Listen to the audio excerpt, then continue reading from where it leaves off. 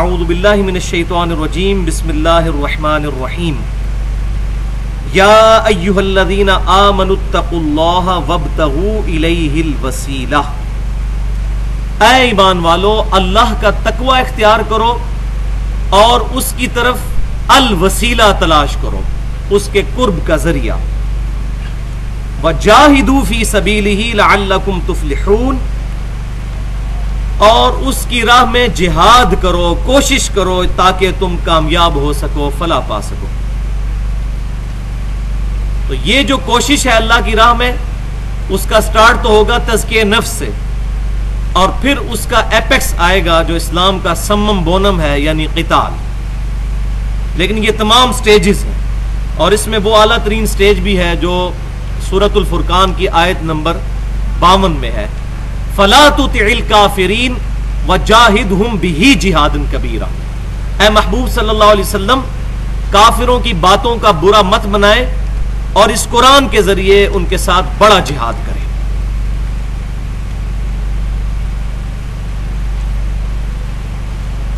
اس آیت کی تفصیل میں جانے سے پہلے دو ضروری اصطلاحات کو سمجھ لیجئے۔ اصطلاح نمبر 1 ہے الاستمداد، جس کو ہم استعانت بھی کہتے ہیں، عربی میں الاستمداد، یعنی کسی بھی ہستی کو مصیبت اور پریشانی میں اپنی دعا کی قبولیت کے لیے پکارنا، جو اسلام میں صرف اللہ تعالیٰ کے ساتھ خاص ہے، اور اس کا ذکر قرآن پاک میں جو ہم ہر نماز میں تلاوت کرتے ہیں، ایاک نعبد و ایاک نستعین، اے اللہ ہم صرف تیری عبادت کرتے ہیں اور غائب میں مدد کے لیے، دعا کے لیے صرف تجھی کو پکارتے ہیں۔ اور دوسری ٹرم ہے التوسل یا وسیلہ، عربی میں الوسیلہ بھی اس کو کہتے ہیں، التوسل بھی کہتے ہیں۔ عربی ڈکشنری کے مطابق کسی بھی ہستی کے قرب کو حاصل کرنے کے لیے جو کام کیا جاتا ہے اس کو التوسل یا الوسیلہ کہتے ہیں، اور شریعت کی اصطلاح کے اندر التوسل اور الوسیلہ وہ عمل ہوگا، ہر وہ کام جو ہمیں اپنے رب کے قریب کر دے گا، اس کو ہم کہیں گے التوسل اور الوسیلہ۔ بعض لوگ دھوکہ دیتے ہیں کہ توسل اور استمداد ایک ہی چیز کے نام ہیں، تو اس بات کو بھی سمجھ لیں۔ مثال کے طور پر اگر کوئی شخص دعا میں سیدنا علی کو پکارتا ہے اور کہتا ہے یا علی مدد، معاذ اللہ، کہ اے علی رضی اللہ تعالیٰ عنہ میری مدد فرمائیے، تو یہ ہوگی استمداد، غائب میں مدد کے لیے پکارنا۔ لیکن اگر کوئی شخص یوں کہتا ہے کہ اے اللہ تجھے سیدنا علی کا واسطہ میرا یہ مسئلہ حل فرما دے، یعنی دعا وہ اللہ سے کرتا ہے اور واسطہ اور قرب کا ذریعہ سیدنا علی کو بناتا ہے، تو اس کو کہیں گے التوسل اور وسیلہ۔ ان دونوں میں زمین آسمان کا فرق۔ تو پہلی والی صورت استمداد اور دوسری والی صورت الوسیلہ۔ استمداد جو ہے وہ آج ہمارا ٹاپک نہیں ہے، لیکن میں ایک مختصراً شروع میں یہ بات کر دوں کہ بھائیو، اس بات کا جھگڑا نہیں ہے کہ سیدنا علی کو اللہ تعالیٰ نے اختیار دیا ہوا ہے یا نہیں دیا ہوا، یا وہ اللہ کی اختیار سے مدد فرما سکتے ہیں یا نہیں فرما سکتے، یہ جھگڑا ہی نہیں ہے۔ جھگڑا یہ ہے کہ کسی کے پاس اختیار ہو اللہ کا دیا ہوا، تب بھی اس کو غائب میں مدد کے لیے پکارنا خالصتاً شرک۔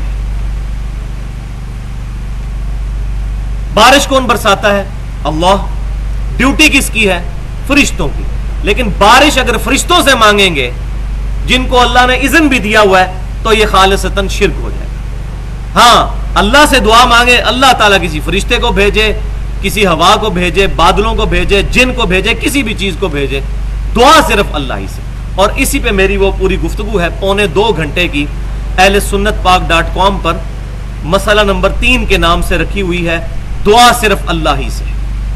اس میں میں نے ڈیٹیل کے ساتھ استمداد کے ایشو کو ریزالو کیا ہے، لیکن آج وہ ٹاپک نہیں ہے، اس لیے میں اس کو سکپ کروں گا۔ آج ہمارا جو ٹاپک ہے وہ ہے الوسیلہ کے اوپر۔ تو قرآن پاک میں الوسیلہ یا توسل کے ٹاپک پر سب سے اہم ترین آیات سورہ بنی اسرائیل کی آیت نمبر 56 اور 57 ہے۔ جو ہمارے پیج پہ یہ دوسرے نمبر پہ لکھی ہوئی ہیں. بسم اللہ الرحمن الرحیم.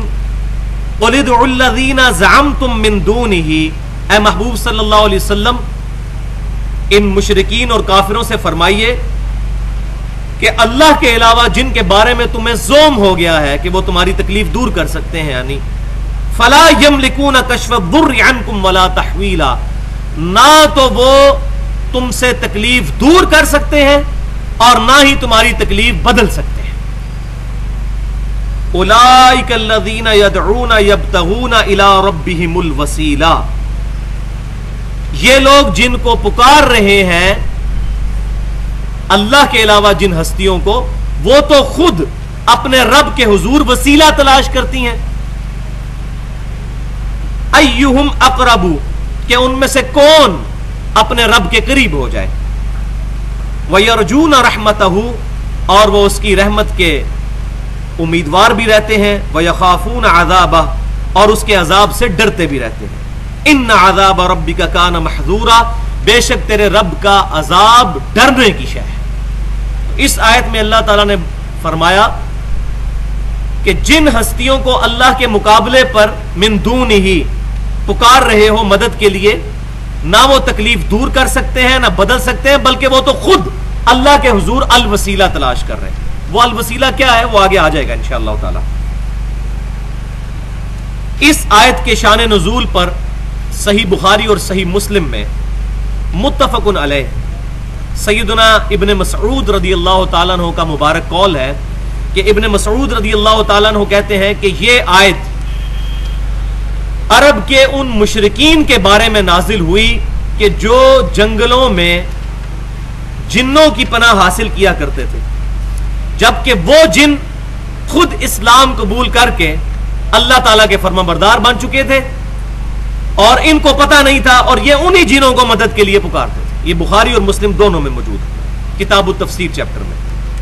تو اللہ تعالیٰ نے فرمایا کہ جن کو تم پکار رہے ہو وہ تو خود اللہ کے حضور مانگ رہے ہیں، اللہ کے حضور وسیلہ تلاش کر رہے ہیں، اور تم نے ان کو پکارنا شروع کر دیا ہے. لہٰذا اس آیت مبارک اور اس کی تفسیر جو بخاری اور مسلم سے میں نے بیان کی، اس سے 3 رزلٹ نکلتے ہیں. نمبر 1، اللہ تعالیٰ نے اس آیت مبارکہ میں اپنے علاوہ ہستیوں کو من دون ہی فرمایا ہے کہ یہ اللہ کے علاوہ ہیں. اور کن ہستیوں کو؟ وہ جن جو نبی صلی اللہ علیہ وسلم پر ایمان لا چکے تھے، کم از کم صحابی تو تھے وہ، ان کو بھی من دون ہی فرمایا. اگرچہ اللہ کے ماننے والے حزب اللہ میں داخل ہیں، وہ من دون ہی نہیں ہے، لیکن جب توحید کی باری آئے گی تو اللہ تعالیٰ کے مقابلے پر کسی بھی ہستی کو کھڑا کیا جائے گا وہ من دون ہی ہو جائے گا، چاہے وہ کوئی جن ہو چاہے کوئی پیغمبر ہو. یہ اس لیکچر میں نے ڈیٹیل کے ساتھ بیان کیا ہے. دوسرا رزلٹ یہ کہ یہ ہستیاں تکلیف دور نہیں کر سکتی اور نہ بدل سکتی. ہاں اگر اللہ تعالیٰ اذن دے دے وہ معاملہ الگ ہے.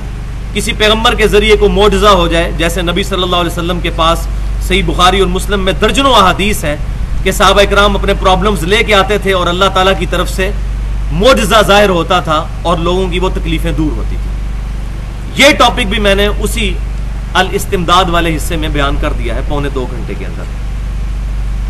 لیکن کرامت کا معاملہ ڈیفرنٹ ہوگا. کرامت کسی کے اختیار میں نہیں ہوتی، وہ اللہ کا کرم ہوتا ہے. معجزہ بعض اوقات اللہ تعالیٰ پیغمبروں کو تفویض کر دیتا ہے، جیسا کہ داؤد علیہ السلام کے ہاتھوں پر لوہا نرم تھا، یہ اللہ نے ان کو تفویض کر دیا.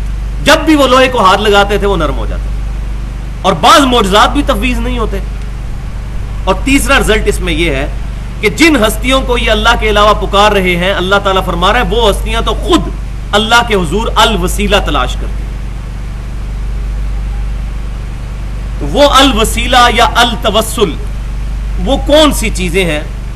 تو شریعت کے اندر قرآن اور سنت کی تعلیمات کی روشنی میں کل 5 چیزیں ہیں جن پر الوسیلہ کا لفظ یا التوسل کا لفظ بولا جاتا ہے. اس میں صحیح وسیلہ نمبر 1، خالصتاً اللہ کی رضا کے لیے کیے ہوئے اعمال، ان کا وسیلہ اللہ کے حضور پیش کرنا، یہ صحیح وسیلہ ہے، صحیح توسل ہے. اس کا ذکر قرآن پاک میں موجود ہے. یہ آیت نمبر جو 3 ہے آپ کے پاس، سورۃ البقرہ آیت نمبر 153. بسم اللہ الرحمن الرحیم.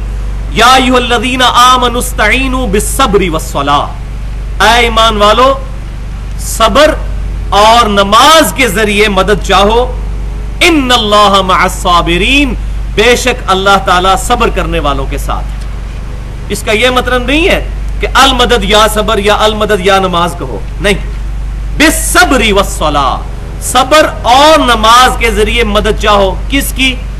اللہ، کیونکہ ساتھ یہ ہے ان اللہ مع الصابرین، جو صبر کرے گا اللہ تعالیٰ اس کے ساتھ ہو جائے گا، اس کی مدد فرمائے گا۔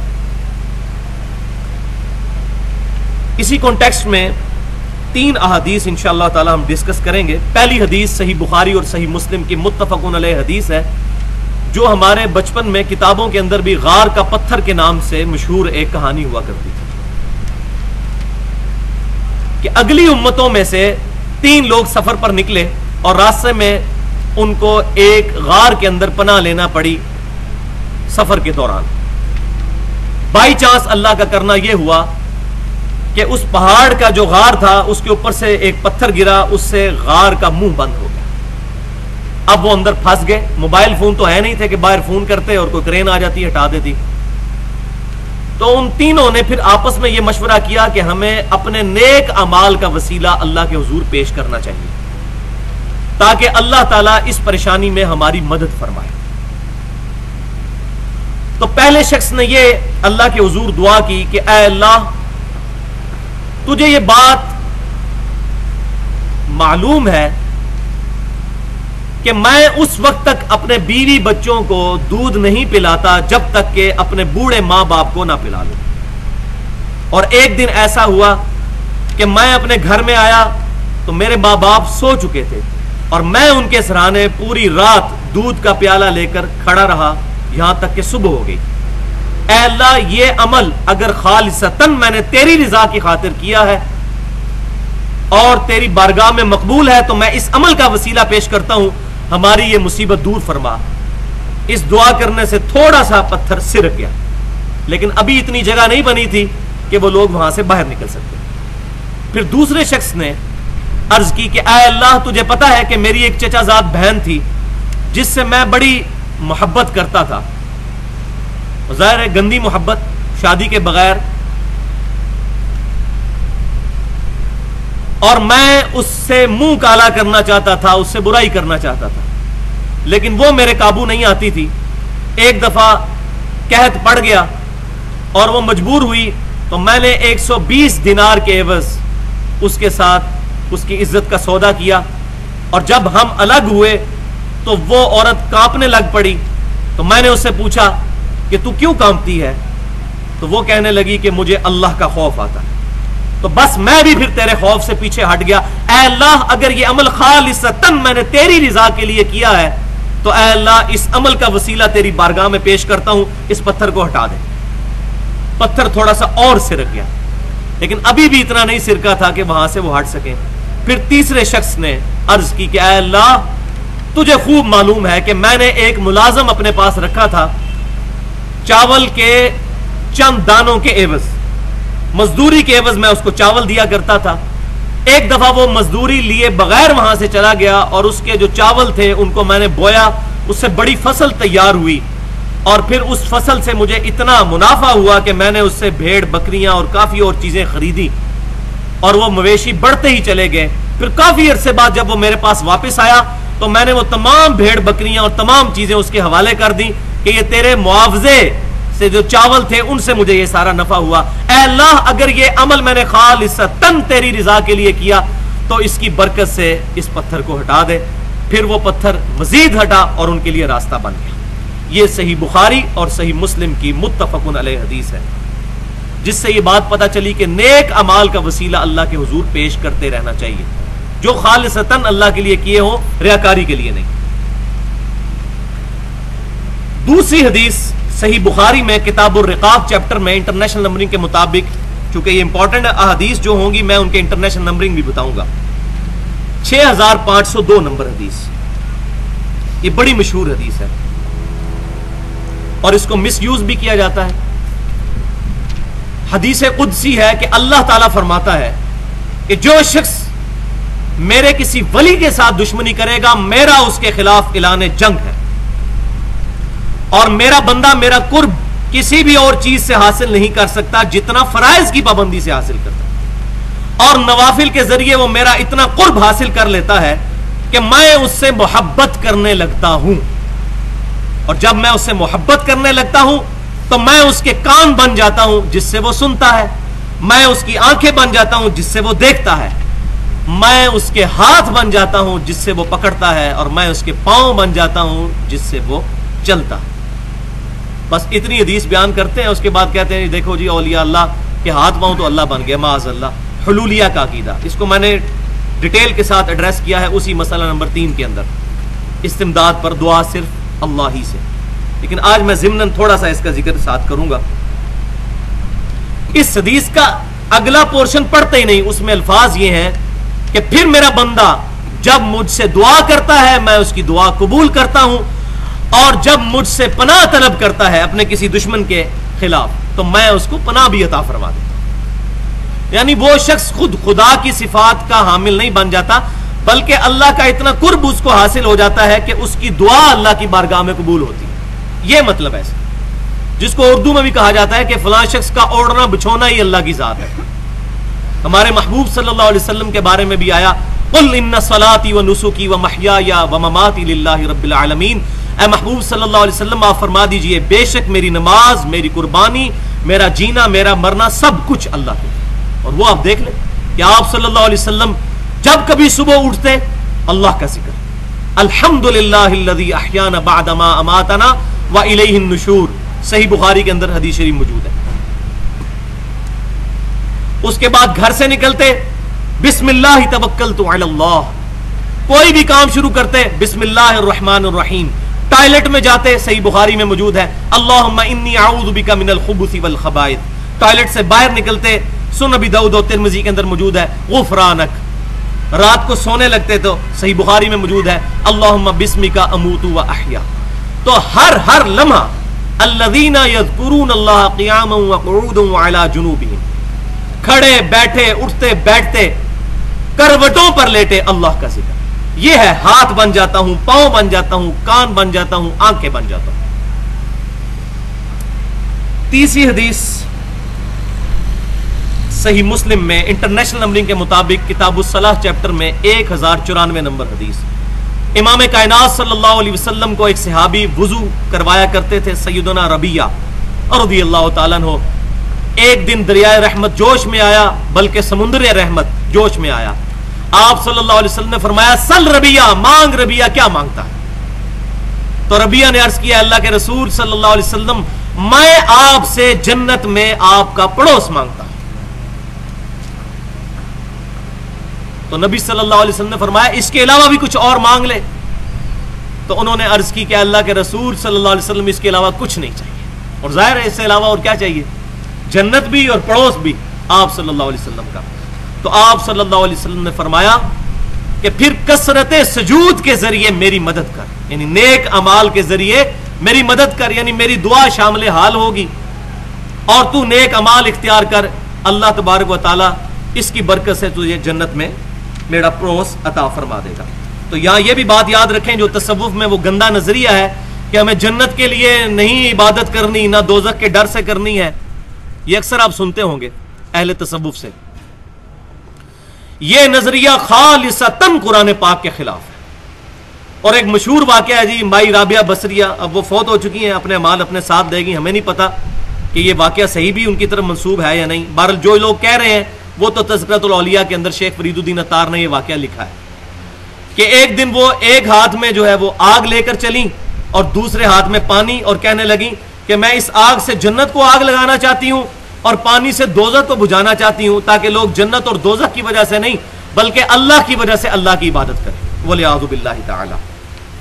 تو بھائیو یہ فنیٹک قسم کا عقیدہ جنت اور دوزخ کے بارے میں امام کائنات صلی اللہ علیہ وسلم کا دیا ہوا نہیں ہے۔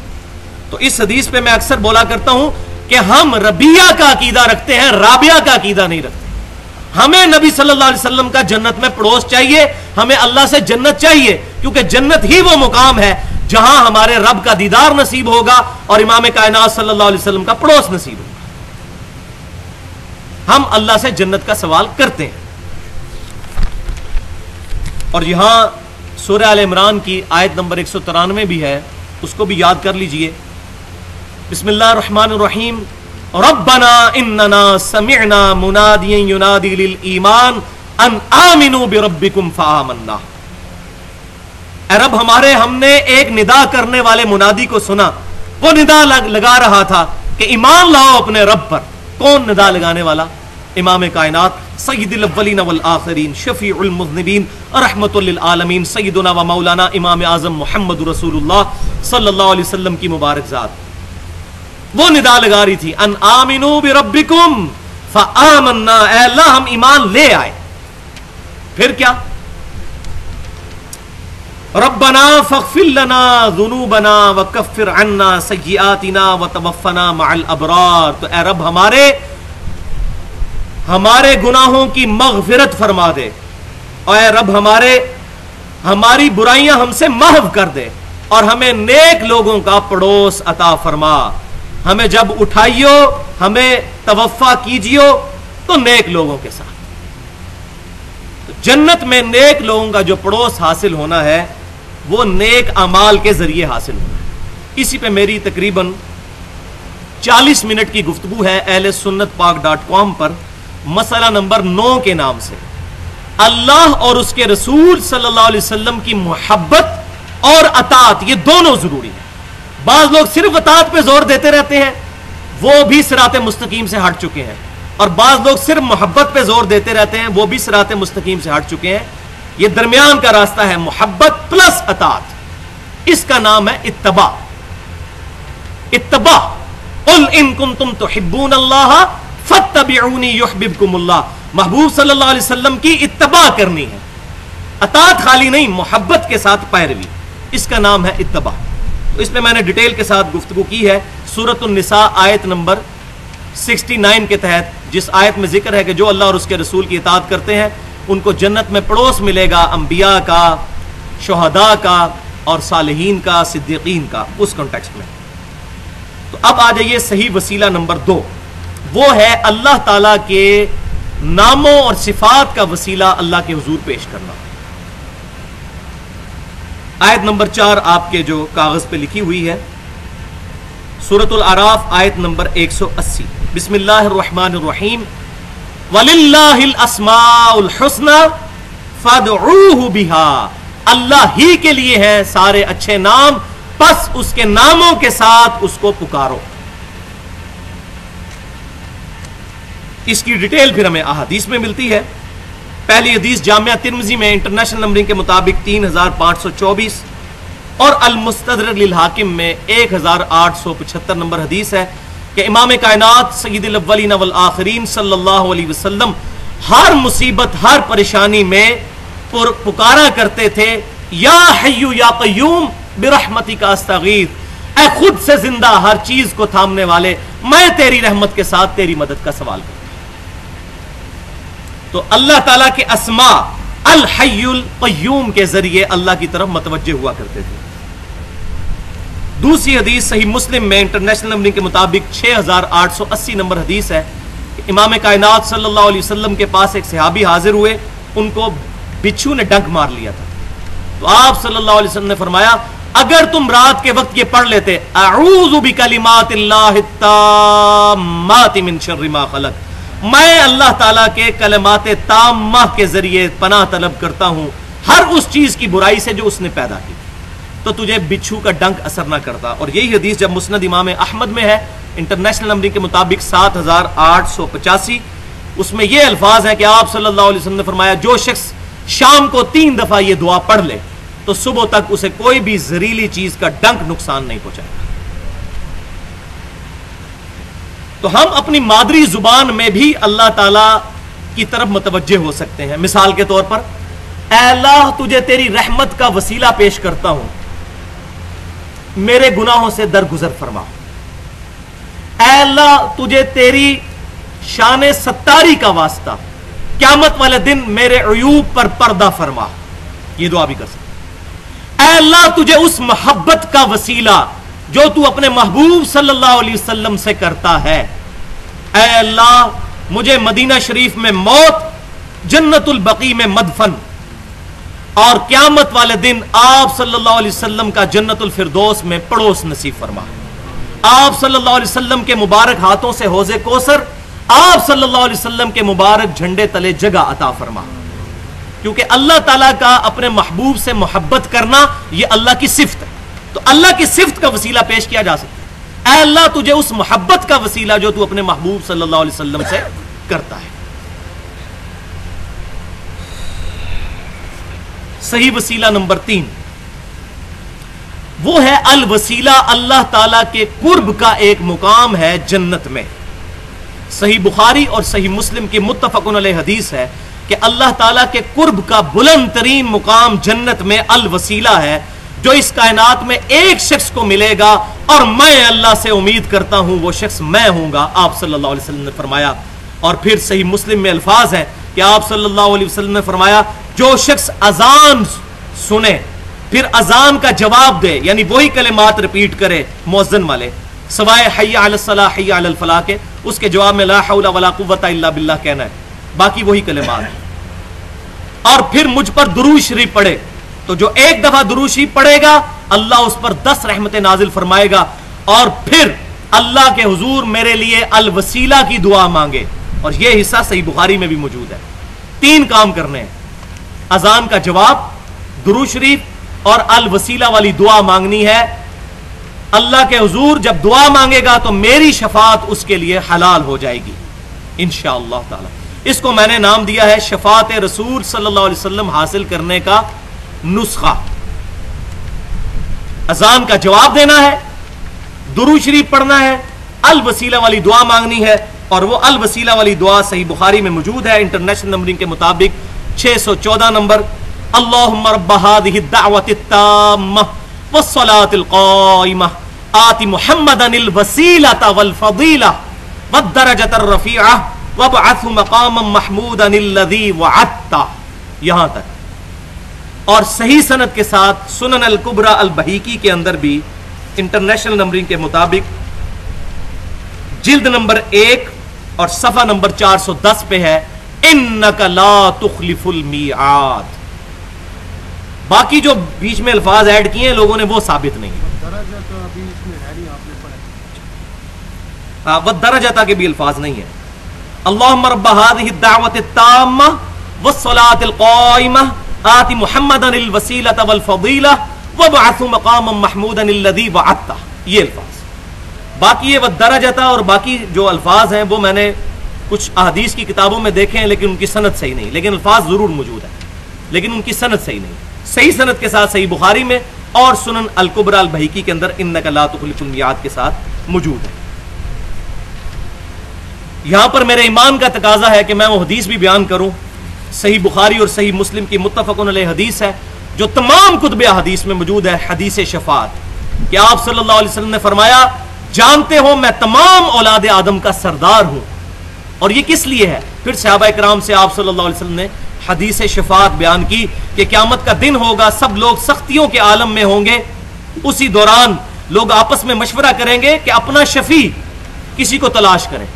تو سب کے سب لوگ جمع ہو کر سیدنا آدم علیہ السلام کے پاس جائیں گے اور کہیں گے کہ اے آدم علیہ السلام، اللہ تعالیٰ نے آپ کو اپنی قدرت کے ہاتھوں کے ساتھ جو اللہ تعالیٰ کی شان کے لائق ہے پیدا فرمایا، اور آپ پہلے انسان ہیں اس روئے ارض پہ، آپ اللہ کے حضور ہماری سفارش کریں. تو آدم علیہ السلام عرض کہ اے لوگو مجھے آج اپنی غلطی اللہ کے حضور یاد آ رہی ہے کہ جو مجھ سے غلطی ہوئی تھی، اجتہادی غلطی یا اس کو لفظش کہہ لیں، گناہ کا لفظ ہم انبیاء کے لیے نہیں بولتے. تم نوح علیہ السلام کے پاس جاؤ. وہ نوح علیہ السلام کے پاس آئیں گے اور پھر اسی طریقے سے ان کی بھی تعریف کریں گے. تو نوح علیہ السلام کہیں گے کہ آج مجھے اپنی غلطی یاد آ رہی ہے کہ میں نے اپنے کافر بیٹے کے حق میں دعا کی تھی. تم ابراہیم علیہ السلام کے پاس چلے جاؤ. جب ان کے پاس جائیں گے تو وہ کہیں گے کہ میں نے بھی دنیا میں توریتاً 3 دفعہ توریہ کیا تھا، جس کو ہم جھوٹ کہتے ہیں لیکن توریہ کا لفظ زیادہ مناسب. مجھے اپنی وہ غلطیاں یاد آ رہی ہیں. تم سیدنا موسیٰ علیہ السلام کے پاس چلے جاؤ. موسیٰ علیہ السلام کہیں گے آج مجھے اپنی غلطی یاد آ رہی ہے کہ مجھ سے ایک قتل ناحق ہو گیا تھا غلطی کے ساتھ.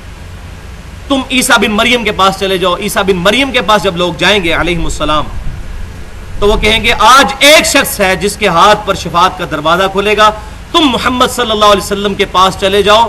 تو سب لوگ محمد صلی اللہ علیہ وسلم کی خدمت میں حاضر ہوں گے. تو آپ صلی اللہ علیہ وسلم پھر فرمائیں گے انا لہا، میں ہی ہوں، آج میں ہی ہوں. اور نبی کہیں گے اذهبوا الی غیری، میرے حضور کے زبان پر انا لہا ہوگا. یہ شاعر نے بڑی زبردست بات اس حدیث کی ٹرانسلیشن کی ہے.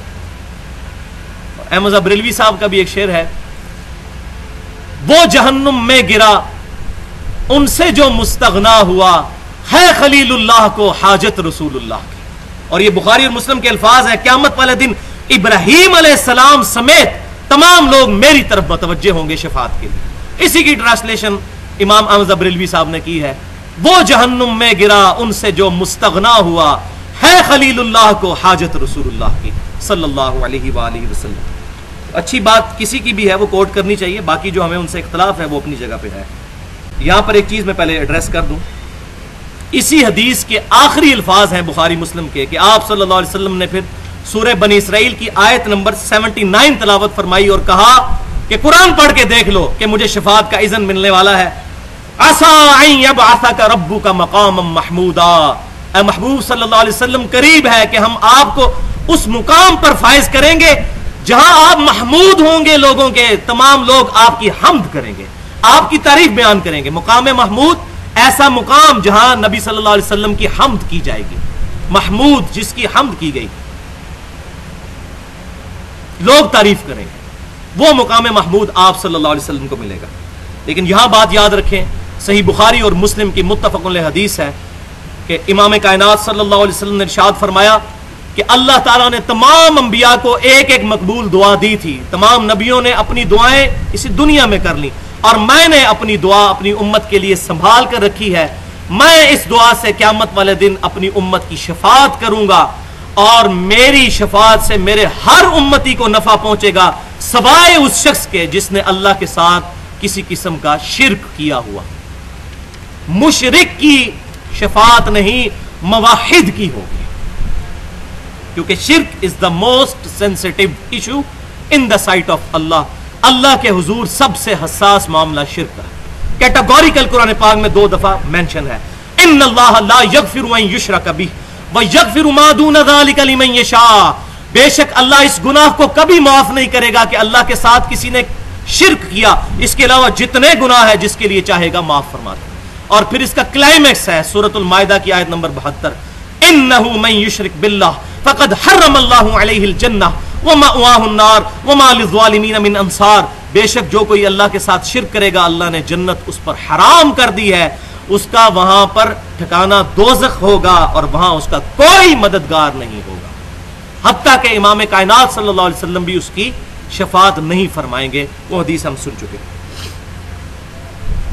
تو مسئلہ شفاعت کے اوپر میں نے 35 منٹ گفتگو کی ہے اہل سنت پاک .com پر، مسئلہ نمبر 4 کے نام سے، وہ ڈیٹیل سے سن سکتے ہیں. اس میں جو اختلافی موضوعات ہیں، جب آیت الکرسی میں من ذا الذی یشفع عندہ الا باذنہ پورشن آیا تھا آیت الکرسی کا، تو اس میں میں نے یہ چیز ایڈریس کی تھی.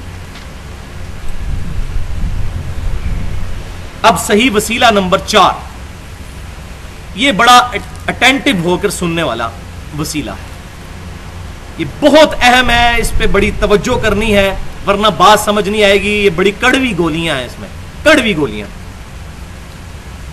اور وہ ہے صرف اور صرف امام کائنات سید الاولین والآخرین، امام الانبیاء والمرسلین، شفیع المذنبین رحمت للعالمین، سیدنا و مولانا امام اعظم محمد رسول اللہ صلی اللہ علیہ وسلم کے مصدقہ تبرکات سے اللہ کا قرب تلاش کرنا.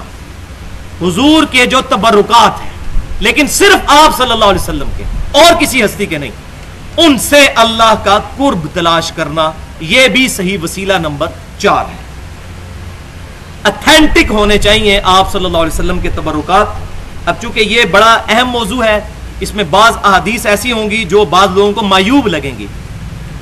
فرقہ واریت کی وجہ سے یہ چیزیں بیان نہیں ہوتی.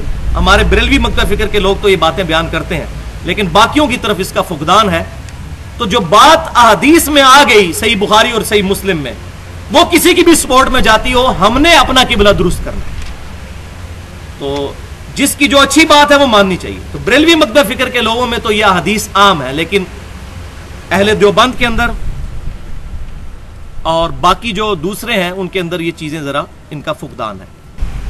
تو اس میں پہلی حدیث صحیح بخاری میں کتاب الشروط چیپٹر میں انٹرنیشنل نمبرنگ کے مطابق 2731 اور 2732، اور وہ بیان ہے صلح حدیبیہ کے موقع پر سیدنا عروہ بن مسعود رضی اللہ تعالیٰ عنہ، جو اس وقت تک مسلمان نہیں ہوئے تھے لیکن بعد میں مسلمان ہو گئے، وہ کافروں کی طرف سے ایجنٹ بن کر آئے تھے آپ صلی اللہ علیہ وسلم کے ساتھ معاہدہ کرنے کے لیے. پھر جو کچھ انہوں نے وہاں دیکھا وہ وجد آمیز منظر، کنکھیوں سے یوں چھپ کے نبی صلی اللہ علیہ وسلم کو دیکھتے تھے، اور جب وہ واپس گئے کافروں کے اندر تو ان کو جا کر کہا کہ اے لوگوں، میں بڑے بڑے بادشاہوں کے دربار میں گیا، میں کیسر و کسرا اور نجاشی کے دربار میں گیا، میں نے کسی بھی شخص کے درباریوں کو اس کی اتنی عزت کرتے ہوئے نہیں دیکھا جتنا محمد صلی اللہ علیہ وسلم کے اصحاب آپ صلی اللہ علیہ وسلم کی عزت کرتے ہیں. اللہ کی قسم میں نے یہ دیکھا کہ آپ صلی اللہ علیہ وسلم جب وضو فرماتے ہیں تو صحابہ کرام علیہم رضوان آپ صلی اللہ علیہ وسلم کے وضو کا پانی نیچے نہیں گرنے دیتے، حتیٰ کہ آپ صلی اللہ علیہ وسلم کا تھوک مبارک اور بلغم بھی شریف بھی کسی صحابی کے ہاتھوں پر ہی گرتا ہے، اور قریب ہے کہ وہ اس بلغم شریف کو حاصل کرنے کے لیے آپس میں لڑ پڑے، اور اگر کسی کو وہ چیز نہیں ملتی تو دوسرے کے ہاتھوں سے لے کر اپنے چہرے پر مل لیتا ہے. اور جب آپ صلی اللہ علیہ وسلم گفتگو کرتے ہیں تو وہ خاموشی کے ساتھ تعظیماً نظریں جھکا کر آپ صلی اللہ علیہ وسلم کے سامنے بیٹھتے ہیں، اور آپ صلی اللہ علیہ وسلم کے رعب کی وجہ سے نگاہیں اٹھا کے آپ کے چہرے مبارک کی طرف نہیں دیکھتے. ایسی تعظیم میں نے کسی کی نہیں دیکھی. تو یہاں سے ثابت ہوا کہ آپ صلی اللہ علیہ وسلم کے تبرکات، آپ صلی اللہ علیہ وسلم کے وضو کا پانی، اس سے صحابہ کرام علیہم رضوان اللہ کا قرب تلاش کیا کرتے تھے. ظاہر ہے اللہ کی رضا کی خاطر کرتے تھے. بلکہ صحیح مسلم میں موجود ہے کہ فجر کی نماز کے بعد اہل مدینہ اپنے غلاموں کو بھیجتے تھے اور وہ اپنے اپنے برتن لے کر حضور کے پاس آتے تھے، تو آپ صلی اللہ علیہ وسلم اپنا دست شفقت اس کے اندر ڈال دیا کرتے تھے، اور پھر وہ جا کر اپنے گھر والوں کو پلایا کرتے تھے. اور انس بن مالک کہتے ہیں کہ اللہ کی قسم آپ صلی اللہ علیہ وسلم اتنے شفیق تھے کہ سخت سردیوں میں بھی جب ٹھنڈا پانی بھی آتا تو آپ صلی اللہ علیہ وسلم ٹھنڈے پانی میں بھی اپنے ہاتھ ڈال دیا کرتے تھے، اتنی شفقت فرمایا کرتے. اللہم صلی علی محمد وعلی آل محمد. دوسری حدیث صحیح مسلم میں ہے 6056 نمبر حدیث انٹرنیشنل نمبرنگ کے مطابق کتاب الفضائل چیپٹر میں ام سلیم رضی اللہ تعالی عنہا آپ صلی اللہ علیہ وسلم کے پاس آئیں. آپ صلی اللہ علیہ وسلم سوئے ہوئے تھے. یہ ایک بوڑھی عورت تھی. جب آپ سوتے تھے تو آپ صلی اللہ علیہ وسلم کو کثرت سے پسینہ آتا تھا، تو انہوں نے ایک چوڑے منہ والا برتن لیا اور آپ صلی اللہ علیہ وسلم کے مبارک ماتھے سے پسینے کو صاف کر کے اس میں جمع کرنا شروع کیا. اسی دوران آپ صلی اللہ علیہ وسلم کی آنکھ کھل گئی تو آپ صلی اللہ علیہ وسلم نے پوچھا یہ کیا کر رہی ہو؟ تو انہوں نے عرض کی کہ اللہ کے رسول صلی اللہ علیہ وسلم آپ کا پسینہ مبارک بہترین خوشبو ہے اور ہم اپنی خوشبو میں اسے ملاتے ہیں، اور آپ صلی اللہ علیہ وسلم کے پسینہ مبارک سے اپنے بچوں کے لیے تبرک حاصل کرتے ہیں. یہ الفاظ موجود ہے صحیح مسلم میں، تبرک، ہمارے بچوں کے لیے یہ تبرک ہے. تو آپ صلی اللہ علیہ وسلم نے فرمایا تم نے اچھا کام کیا، مور بھی لگا دی. تیسری حدیث صحیح بخاری میں ہے انٹرنیشنل نمبر کے مطابق 5896 نمبر حدیث ام المؤمنین سیدتنا ام سلمہ رضی اللہ تعالی عنہا کے پاس لوگ اپنے برتن پانی والے بھجوایا کرتے تھے. ان کے پاس ایک چھوٹے سے برتن میں نبی صلی اللہ علیہ وسلم کے مبارک بالوں کا گچھا تھا، تو وہ اس برتن کو اس پانی والے برتن میں ڈال کر گھول دیا کرتی تھی لوگوں کے شفا کے لیے. آپ صلی اللہ علیہ وسلم کے بال مبارک، یہ صحیح بخاری کے اندر موجود ہے. یہ تو تھے آپ صلی اللہ علیہ وسلم کے ڈائریکٹ تبرکات. اب انڈائریکٹ تبرکات. چوتھی حدیث صحیح مسلم سے انٹرنیشنل نمبر کے مطابق 5409 نمبر حدیث.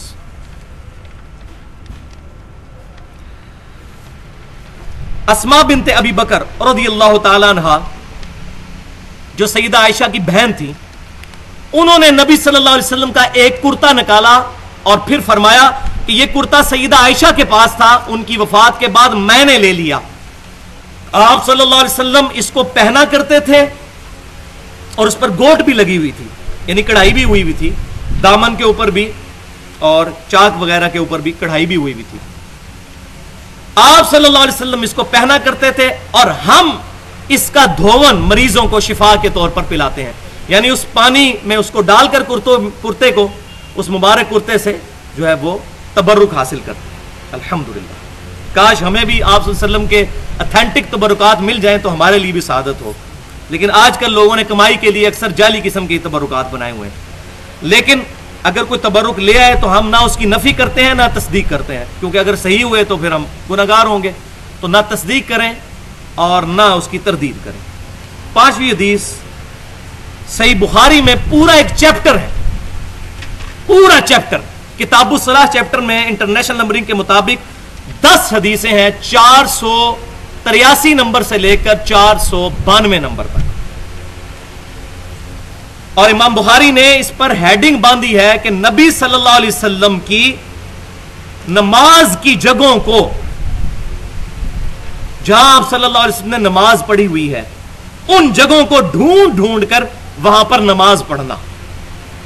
اور پھر 10 احادیث لے کے آئے ہیں جس میں ابن عمر رضی اللہ تعالی عنہما کا عمل ہے. سبحان اللہ.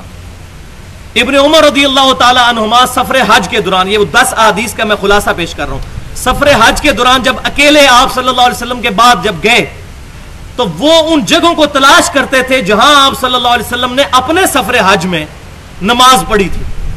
کسی ٹیلے کے, وہ بڑی ڈیٹیل آتی ہے, میں حیران ہوں کہ راوی نے وہ جگہ کیسے یاد رکھی ہوئی ہیں. کسی ٹیلے کے پاس, پھر حتیٰ کہ وہاں ایک مسجد تھی, مسجد میں نفل نہیں پڑھتے تھے, مسجد کے پاس ساتھ ایک جو ہے پتھر تھا, وہاں پر نماز پڑھا کرتے تھے. کہا کرتے تھے کہ یہاں نبی صلی اللہ علیہ وسلم نے نماز پڑھی تھی, میں یہاں پر نماز پڑھوں گا. اور کئی جگہ ایسی تھی جن کے آثار برساتی نالوں کی وجہ سے بہہ چکے تھے, تو ان جگہوں کو تلاش کر کے نالوں میں جا کے بھی نماز پڑھا کرتے تھے. تو یہ ہے محبت کے رنگ جو سیدنا ابن عمر رضی اللہ تعالی عنہما کا عمل ہے, یعنی آپ صلی اللہ علیہ وسلم کی نماز پڑھنے کی جگہوں کو تبرک سمجھنا اور وہاں پر جا کر نماز پڑھنا. لیکن اب یہاں پر 2 پینڈولم کی ایکسٹریمز آ گئی ہیں, ان کو سمجھ لیں. ایک پینڈولم کی ایکسٹریم پہ وہ ظالم لوگ ہیں جنہوں نے آپ صلی اللہ علیہ وسلم کے تبرکات کو بنیاد بنا کر آپ کے بعد اور اپنے بزرگوں, جوگیوں اور صوفیوں اور اپنے علماء کے تبرکات کو بھی جو ہے وہ برکت کا ذریعہ بنانا شروع کر دیا. جی یہ پاک پتن میں بہشتی دروازہ ہے, جی یہ بری مام کے چلے کی جگہ ہے, جی یہاں فلاں کام ہوا کرتا تھا, یہاں فلاں بزرگ بیٹھا کرتے تھے, یہ فلاں چیز ہوا کرتی تھی. نبی صلی اللہ علیہ وسلم کے معاملات کو اپنے بزرگوں پر, جوگیوں پر پورٹریٹ کر دیا. سخت گستاخی. شعر اللہ صرف وہی ہوں گے کہ جن کو اللہ اور اس کے محبوب صلی اللہ علیہ وسلم شعر اللہ ڈکلیئر کریں گے, یا صحابہ کرام علیہم رضوان کا اس پر عمل ہوگا, اس کے علاوہ نہیں. ہاں جنتی ٹکڑا ہے لیکن پاک پتن میں نہیں. وہ صحیح بخاری اور مسلم کی متفق علیہ حدیث ہے کہ میرے گھر سے لے کر میرے ممبر تک ریاض الجنہ ہے, جنت کے ٹکڑوں میں سے ایک ٹکڑا. اور امام بخاری نے اس پہ باب باندھا ہے کہ نبی صلی اللہ علیہ وسلم کی قبر مبارک سے لے کے آپ صلی اللہ علیہ وسلم کے ممبر تک جنت کا ٹکڑا ہے. قبر کا لفظ لکھا ہے امام بخاری نے, کیونکہ آپ صلی اللہ علیہ وسلم کی قبر مبارک اور سیدنا ابو بکر و عمر رضی اللہ تعالیٰ عنہما کی قبریں آج اس جنتی ٹکڑے میں, اس لیے امام بخاری نے قبر کی ہیڈنگ بنائی ہے, قبر سے لے کر ممبر تک. تو یہ ہے ایک ایکسٹریم کہ ان چیزوں کے ساتھ ساتھ اپنے بزرگوں کی چیزوں کو جو ہے وہ بھی شعر اللہ ڈکلیئر کر کے ان کا احترام کرنا شروع کر دینا. اور دوسری طرف وہ ایکسٹریم ہے جو امام ابن تیمیہ المتوفا 728 ہجری اور ان کے چند فالورز نے, میں تمام اہل حدیث کی بات نہیں کر رہا, ان کے چند فنیٹک قسم کے جو مقلدین ہیں, انہوں نے گستاخانہ رویہ اختیار کیا اور معاذ اللہ سیدنا ابن عمر رضی اللہ تعالیٰ عنہ کے اس عمل کو بدعت قرار دیا. اللہ تعالیٰ ان کی اس غلطی کو معاف کرے, بہت بڑی گستاخی ہے. میں حوالہ پیش کر دیتا ہوں. یہاں ایک بات یاد رکھیں, یہ کوئی بدعت نہیں ہے, یہ ابن عمر رضی اللہ تعالیٰ عنہما کا عمل عین قرآن کے مطابق ہے. سورۃ الحج آیت نمبر 32, آپ کی آیت نمبر 8 دیکھ لیں. وَمَن يُعَظِّمْ شَعَائِرَ اللَّهِ, جو کوئی تعظیم کرے گا اللہ کے مقامات کی, شعر اللہ کی, صفا مروہ بھی شعر اللہ, خانہ کعبہ بھی شعر اللہ, مصحف شریف بھی شعر اللہ, نبی صلی اللہ علیہ وسلم کی جگہیں بھی شعر اللہ, غار حرا بھی شعر اللہ, غار سور بھی شعر اللہ، یہ تمام شعر اللہ ہے. فَإِنَّهَا مِن تَقْوَى الْقُلُوبِ، تو بے شک یہ دلوں کے تقوی میں سے. متقی شخص شعر اللہ کی عزت کرے. تو ابن عمر سے بڑھ کر کون متقی ہوگا؟ بخاری اور مسلم کی متفق علیہ حدیث ہے، عبداللہ بن عمر رجل صالح، عبداللہ بن عمر نیک مرد ہے. نبی صلی اللہ علیہ وسلم کی مہر ہے عبداللہ بن عمر پر رضی اللہ تعالی عنہما.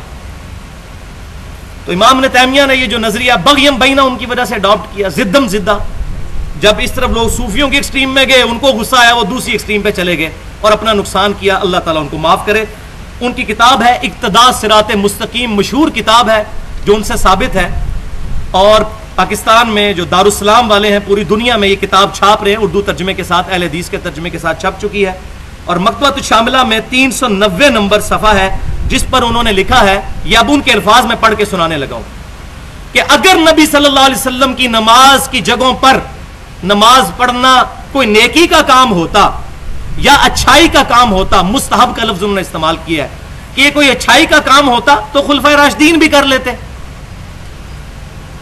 پھر وہ کہتے ہیں کہ خلفائے راشدین سے یہ ثابت نہیں، یہ سیدنا ابن عمر رضی اللہ تعالیٰ عنہما سے ثابت ہے، جبکہ نبی صلی اللہ علیہ وسلم نے ہمیں حکم فرمایا کہ علیکم بسنتی و سنت الخلفاء راشدین المہدیین، کہ تم پر میری اور میرے خلفائے راشدین کی سنت لازم ہے. اور ساتھ انہوں نے وہ حدیث بھی، یہ پوری حدیث بیان کی کہ نبی صلی اللہ علیہ وسلم نے فرمایا میرے بعد عنقریب تم اختلاف دیکھو گے اور دین میں نئی نئی چیزیں داخل ہوں گی، بدعات داخل ہوں گی، اس وقت میری اور خلفائے راشدین کی سنت کو لازم پکڑ لینا. اور پھر ساتھ لکھتے ہیں کہ یہ خلفائے راشدین نے نہیں کیا بلکہ ابن عمر نے یہ بدعت کی ہے. وَلِعَاذُ بِاللَّهِ تَعَالَى.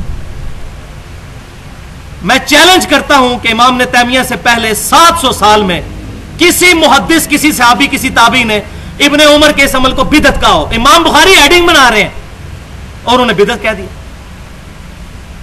وَلِعَاذُ بِاللَّهِ تَعَالَى.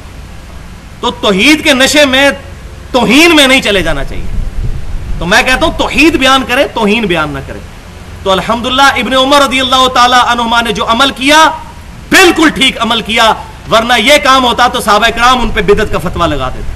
اور پھر جو ان کے وہ مقلدین ہیں وہ جھوٹی ان کی طرف سے پیش، وہ جی انہوں نے بدعت کو لغت کے معنوں میں استعمال کیا ہے، اصطلاح کے معنوں میں نہیں کیا.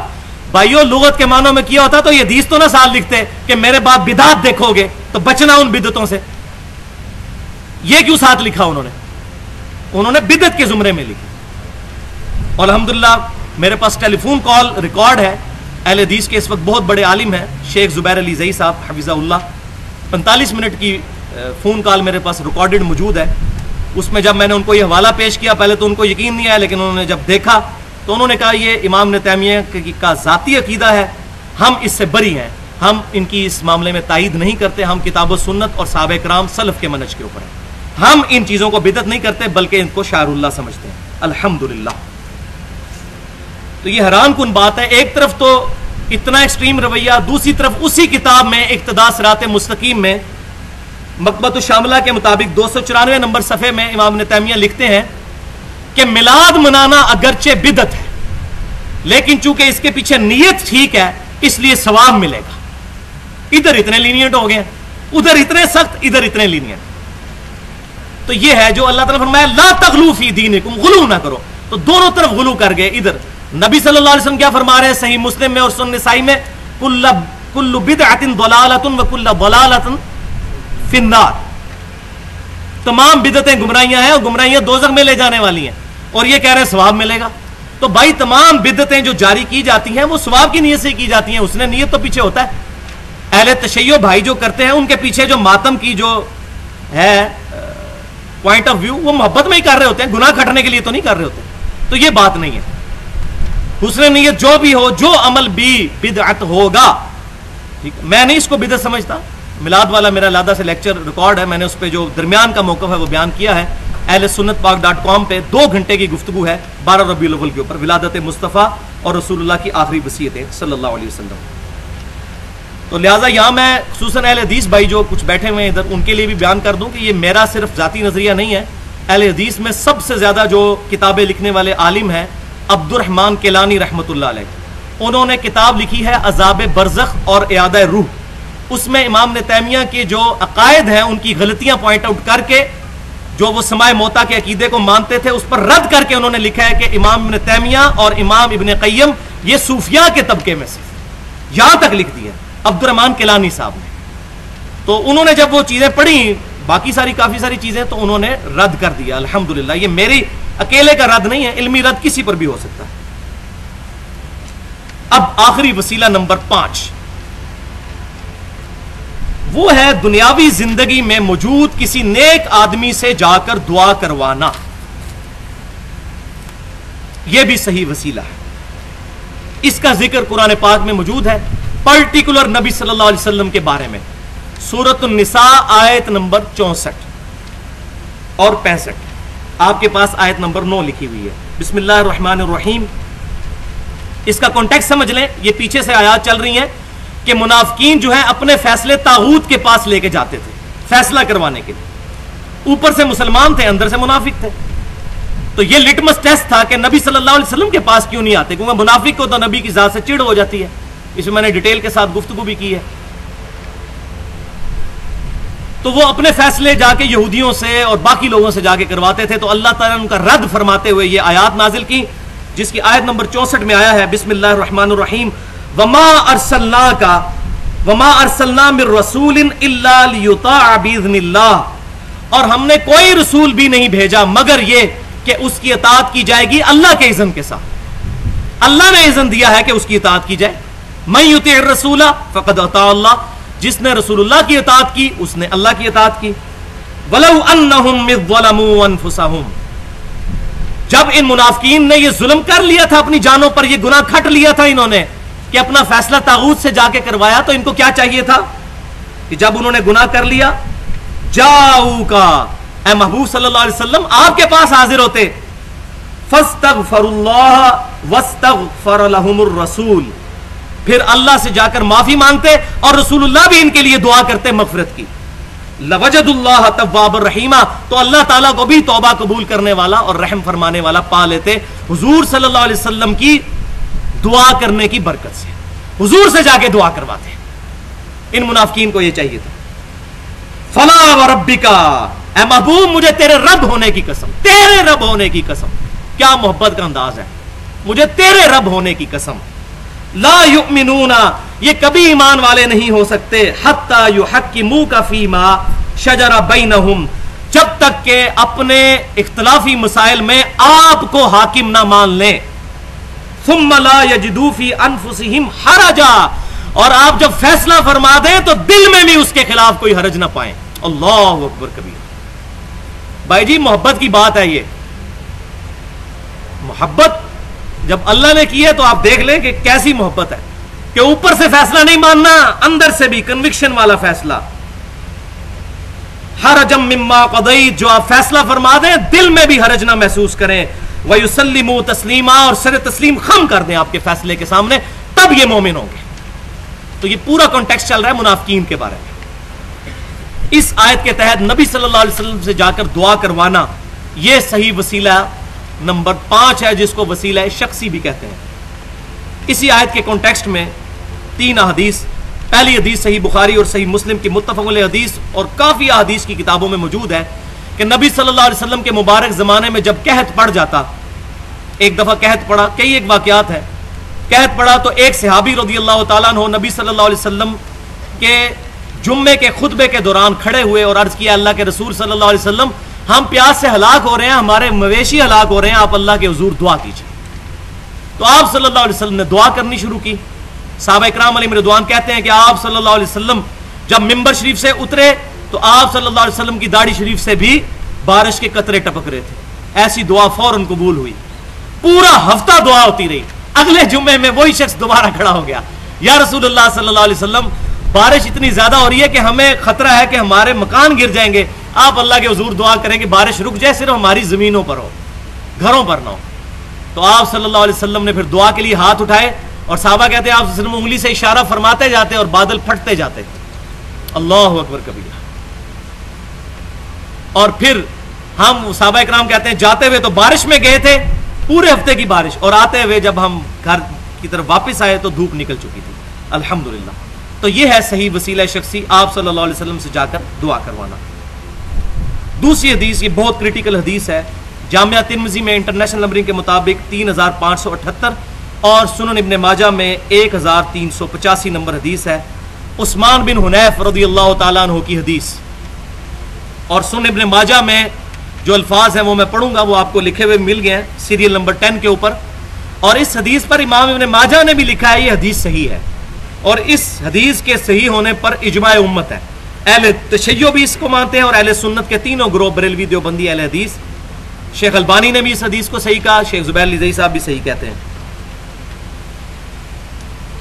ایک نبینا صحابی نبی صلی اللہ علیہ وسلم کے پاس حاضر ہوئے اور عرض کی کہ اللہ کے رسول میرے لیے دعا کیجئے کہ میری بینائی آ جائے، تو آپ صلی اللہ علیہ وسلم نے فرمایا کہ اگر تم صبر کرو تو تمہارے لیے بہتر ہے، اور اگر تم کہتے ہو میں دعا کر دیتا ہوں، تو انہوں نے کہا یا رسول اللہ صلی اللہ علیہ وسلم آپ دعا ہی فرما دیجئے، تو آپ صلی اللہ علیہ وسلم نے فرمایا کہ جاؤ وضو کر کے آؤ، پھر 2 رکعت نفل پڑھوائے، اس کے بعد آپ صلی اللہ علیہ وسلم نے ان کو دعا تعلیم فرمائی، جو یہ دعا لکھی ہوئی ہے، اللہم انی اسألک، اے اللہ میں تجھ سے سوال کرتا ہوں، وَأَتَوَجَّهُ إِلَيْكَ، اور تیری طرف متوجہ ہوتا ہوں، بِمُحَمَّدٍ صلی اللہ علیہ وسلم، محمد صلی اللہ علیہ وسلم کے ذریعے تیری طرف متوجہ ہوتا ہوں، نبی الرحمہ، جو رحمت والے نبی ہیں، یا محمد صلی اللہ علیہ وسلم، اے محمد صلی اللہ علیہ وسلم، انی قد توجہت، بے شک میں متوجہ ہوتا ہوں، بکا آپ کی طرف سے، آپ کے ذریعے سے، الی ربی اپنے رب کی طرف، دونوں صورتوں میں رب کی طرف رجوع ہے، فی حاجتی اپنی حاجت میں، ہذہ یہ لتقضا کہ اس کو پورا کر دیا جائے، اللہم فشفعہ فی، اے اللہ اس معاملے میں آپ صلی اللہ علیہ وسلم کی شفاعت میرے حق میں قبول فرما۔ یہ آخری الفاظ بڑے امپورٹنٹ ہیں، آپ صلی اللہ علیہ وسلم نے دعا کا وعدہ کیا، پھر اس نے یہ دعا کی کہ آپ صلی اللہ علیہ وسلم کی دعا میرے حق میں اے اللہ قبول فرما لے۔ تو اس حدیث سے بھی پتا چلا کہ نبی صلی اللہ علیہ وسلم کے پاس صحابہ کرام جا کر دعا کروایا کرتے تھے، لیکن اب مسئلہ یہ ہے کہ یہ حدیث سنن ابن ماجہ اور جامعہ ترمذی میں تو یہاں تک موجود ہے، لیکن المعجم الکبیر الطبرانی کے اندر اس کا اگلا حصہ بھی موجود ہے کہ سیدنا عثمان بن عفان رضی اللہ تعالیٰ عنہ کے دور میں بھی ایک نابینا شخص آیا، اچھا اس نابینا شخص نے جب یہ دعا کی تو اس کی پھر بینائی واپس آ گئی الحمدللہ۔ تو سیدنا عثمان کے دور میں یہ طبرانی کے اندر موجود ہے، ایک نابینا شخص آیا تو سیدنا عثمان نے اس کو یہی دعا تعلیم فرمائی اور پھر اس کی بھی بینائی واپس آ گئی، لیکن یہ والا جو پورشن ہے یہ صحیح سند کے ساتھ ثابت نہیں۔ اس کی وجہ یہ ہے کہ اس حدیث میں ایک راوی ہے عبداللہ بن وہب، جو راوی تو ثقہ ہیں لیکن وہ مدلس ہیں اور ان سے روایت کر رہے ہیں، اور یہ پیٹ رول ہے محدثین کا کہ مدلس کی ان والی روایت ضعیف ہوتی ہے جب تک سما کی تصریح موجود نہ ہو، لہذا یہ اگلا پورشن جس کو سہارا بنا کر آپ صلی اللہ علیہ وسلم کی وفات کے بعد بھی اس طرح کی دعاؤں کو استعمال کیا جا رہا ہے وہ غلطی پر مبنی ہے، وہ پورشن ہے ہی ضعیف، اور مدلس کی ان والی روایت ضعیف ہوتی ہے۔ اگر کسی کو یہ مسئلہ ہضم نہیں ہوتا تو صحیح مسلم کے مقدمے میں یہ میں نے بتایا محدثین کا پیٹ رول ہے، اسی پر میری ڈیٹیل گفتگو ہے 1 گھنٹہ 25 منٹ کی، مسئلہ نمبر 36 کے نام سے ضعیف الاسناد احادیث کے فتنے کا تحقیقی جائزہ، اس میں اسی طرح کی ایک حدیث میں نے ضعیف قرار دی تھی محدثین کے اصول پر، جو مسند امام احمد میں بھی ہے اور الادب المفرد امام بخاری کی اس میں بھی ہے کہ نبی صلی اللہ علیہ وسلم نے بیان فرمایا، روایت ضعیف ہے، مطلب وہ اسی طرح، اور نہ امام بخاری نے اس کو ضعیف لکھا نہ امام احمد بن حنبل نے، لیکن حدیث ضعیف ہے الادب المفرد میں، صحیح بخاری میں نہیں ہے، کہ جو شخص اپنے جاہلیت کے نسب پر فخر کرے کہ میں فلاں چودھری صاحب کا بیٹا ہوں، میرا باپ تو اتنا بڑا خاندانی اس کا یہ سٹیٹس تھا، تو اس کو کہو کہ اپنے باپ کا عضو تناسل کاٹ کے اپنے منہ میں رکھ لے، بولے اعوذ باللہ، اور یہ بات کنائے سے نہ کرنا، ڈائریکٹ کو اس کو۔ اب اتنی بےہودہ بات کیا آپ صلی اللہ علیہ وسلم ارشاد فرما سکتے ہیں؟ وَإِنَّكَ لَعَلَىٰ خُلُقٍ عَظِيمٍ، نبی صلی اللہ علیہ وسلم اخلاق کے بلند ترین درجے پر فائز، اور صحیح بخاری اور مسلم کی متفق علیہ حدیث کہ نبی صلی اللہ علیہ وسلم میں کنواری لڑکیوں سے بھی زیادہ شرم و حیا موجود تھی، آپ یہ بات ارشاد فرمائیں گے کہ اپنے باپ کا عضو تناسل کاٹ کے اپنے منہ میں رکھ لو، وَلِعَوْذُ بِاللَّهِ تعالی۔ اس حدیث میں حسن بصری مدلس ہیں، وہ ان سے روایت کر رہے ہیں، تو جس نے اس حدیث کو ٹھیک ماننا ہے طبرانی والی کو، پھر اس کو بھی صحیح مانے، تو میں نے یہ علم الکلام سے بھی منطقی، جس کو پنجابی میں پھکی کہتے ہیں، وہ بھی میں نے دے دی ہے الحمدللہ، لہذا یہ روایت بالکل ضعیف ہے۔ اسی طریقے سے سورۃ النساء کی آیت نمبر 64 جو ہے وَلَوْ أَنَّهُمْ إِذْ ظَلَمُوا أَنفُسَهُمْ جَاءُوكَ، اس کے تحت حافظ ابن کثیر المتوفا 774 ہجری جو امام ابن تیمیہ کے شاگرد ہیں، ایک بے سند روایت لے گئے ہیں اور اس کی وجہ سے بڑا بیڑا غرق ہوا ہے، اور اس روایت کو انہوں نے ضعیف بھی نہیں کہا، سند بھی بیان نہیں کی، اور وہ روایت کی سند امام بہیقی کی شعب الایمان کے اندر موجود ہے کہ ایک صحابی نبی صلی اللہ علیہ وسلم کی وفات کے بعد ایک عربی شخص حضور کی قبر پر آیا اور یہی آیت تلاوت کی کہ اللہ کے رسول صلی اللہ علیہ وسلم، ہم نے قرآن میں یہ آیت پڑھی ہے کہ جب اپنی جانوں پر ظلم کرو تو حضور کی بارگاہ میں حاضر ہو جاؤ، رسول اللہ تمہارے لیے شفاعت کریں گے تو اللہ تعالیٰ تمہارے گناہوں کو معاف کر دے گا۔ تو اس کو وہیں اونگ آ گئی تو نبی صلی اللہ علیہ وسلم خواب میں آئے، اور بعض روایتوں میں آتا ہے قبر سے آواز آئی تجھے بخش دیا گیا۔ یہ روایت حافظ ابن کثیر بھی لے کے آئے اور امام بہیقی بھی لے کے آئے شعب الایمان کے اندر، لیکن یہ روایت بھی اصول محدثین پر ضعیف ہے، کیونکہ اس کے اندر دو راوی جمہور محدثین کے نزدیک ضعیف ہیں، یزید بن ابان اور محمد بن روح بن یزید۔ یہ اب اتفاق ہے دونوں میں یزید ہی آ رہا ہے، تو یزید سے تو میں ویسے ہی چیڑا، آپ کو پتہ ہے۔ تو جمہور کے نزدیک یہ لوگ ضعیف ہیں، یہ دونوں، لہذا یہ روایت بالکل ضعیف ہے۔ اب یہ جو لوگ کہتے ہیں جی قرآن کی آیت وَلَوْ أَنَّهُمْ إِذْ ظَلَمُوا أَنفُسَهُمْ جَاءُوكَ، یہ قیامت تک کے لیے ہے، لہذا یہ روایت ٹھیک ہے۔ بھائیو یہ روایت قرآن کے بھی خلاف ہے، وہ کانٹیکسٹ تھا منافقین کے دور کے اندر بات ہوئی تھی کہ حضور صلی اللہ علیہ وسلم کے پاس حاضر ہو، پھر بھی سمجھ نہ آئے تو اب علم الکلام سے اور پھکی والا جواب بھی سن لیں۔ قرآن پاک میں سورۃ النساء کی آیت نمبر 59 جس پہ میری تقلید والی گفتگو ہے، مسئلہ نمبر 11 کے نام سے اہل سنت پاک.com پہ، اس میں آیا ہے اللہ تعالیٰ نے فرمایا یا ایھا الذین آمنوا اطیعوا اللہ واطیعوا الرسول واولی الامر منکم فان تنازعتم فی شیء فردوہ الی اللہ والرسول، اطاعت کرو اللہ کی، اس کے رسول کی، اور جو تم میں حکمران ہو اس کی بھی اطاعت کرو، مگر جھگڑا ہو جائے اگر تمہارا حکمران کے ساتھ، فردوہ الی اللہ والرسول، تو اللہ اور اس کے رسول کی طرف پلٹاؤ، ان کنتم تؤمنون باللہ ورسول، اگر تم اللہ اور اس کے رسول کے اوپر ایمان لاتے ہو تو اللہ اور اس کے رسول سے فیصلہ کرواؤ، جھگڑا ہو جائے جب بھی۔ تو یہ کب ہوگا حضور صلی اللہ علیہ وسلم کی زندگی میں کہ آپ سے جا کے فیصلہ کروا؟ آج کیا ہوگا قرآن و حدیث سے؟ آج کوئی کہ جی قبر رسول پہ جا کے فیصلہ کروا لیں اپنے جھگڑے کا؟ تو آج پروفٹ صلی اللہ علیہ وسلم ایز این انسٹیٹیوشن ہے۔ حضور صلی اللہ علیہ وسلم کے زمانے میں اختلاف ہوتا تھا تو جا کے حضور سے پوچھتے تھے، تو وہ جو پھکی ہے وہ سن لیں، وہ کیا ہے؟ علم الکلام سے منطقی جواب۔ صحیح بخاری میں موجود ہے کہ خلافت کے معاملے میں آپ کو پتا ہے بہت زیادہ اختلاف ہو گیا تھا، ڈیٹیل کے ساتھ احادیث موجود ہے، صحیح بخاری میں کئی جگہ یہ روایت آئی ہے، اس کی ڈیٹیل میں جانا ابھی میرے پاس ٹائم نہیں ہے۔ اس میں صحابہ کرام میں اختلاف پیدا ہو گیا تھا خلافت کے مسئلے میں، سعد بن عبادہ رضی اللہ تعالیٰ عنہ اپنی بیعت لینا چاہتے تھے، پھر سیدنا ابوبکر و عمر وہاں پہ پہنچے، پھر بعد میں معاملات سارے ہوئے، لیکن کسی صحابی کو یہ وہم بھی نہیں آیا کہ حضور صلی اللہ علیہ وسلم سے جا کے پوچھ لیں، آپ کو تو ابھی دفنایا بھی نہیں گیا تھا۔ یہی آیت پڑھتے فَإِن تَنَازَعْتُمْ فِي شَيْءٍ فَرُدُّوهُ إِلَى اللَّهِ وَالرَّسُولِ، اگر جھگڑا ہو جائے اللہ رسول سے فیصلہ کرواؤ، تو صحابہ کرام جا کے حضور صلی اللہ علیہ وسلم کی میت مبارک کے پاس کھڑے ہوتے ہو، کہتے یا رسول اللہ ذرا خلیفہ بنا دیں اپنا۔ ان کو پتا تھا کہ حضور صلی اللہ علیہ وسلم اس وقت بھی زندہ ہے لیکن برزخی حیات کے ساتھ، دنیاوی زندگی کے ساتھ زندہ نہیں ہے، قبر مبارک میں بھی زندہ ہے لیکن دنیاوی زندگی کے ساتھ نہیں، آخرت کی برزخی زندگی کے ساتھ۔ تو صحابہ کرام کا حضور سے فیصلہ نہ کروانا، حتیٰ کہ تلواریں نکل آئیں اور بڑا اختلاف بڑھ گیا، وہاں فیصلہ نہ کروانا اسی چیز، اور وہ فیصلہ بھی حدیث پہ ہوا تھا۔ سیدنا ابوبکر صدیق نے حدیث بیان کی تھی کہ خلافت قریش میں رہے گی، جس پہ انصار ٹھنڈے ہوئے تھے، حضور سے جا کے نہیں پوچھا، حدیث پہ فیصلہ ہوا۔ لہذا آج بھی وَلَوْ أَنَّهُمْ إِذْ ظَلَمُوا أَنفُسَهُمْ جَاءُوكَ کے تحت ہم حضور صلی اللہ علیہ وسلم کا بتایا ہوا طریقہ استعمال کریں گے، وہ میں آخر میں انشاءاللہ تعالی بیان کروں گا، اس کے آخری پورشن میں وہ طریقہ کیا ہے دعاؤں کی قبولیت کا۔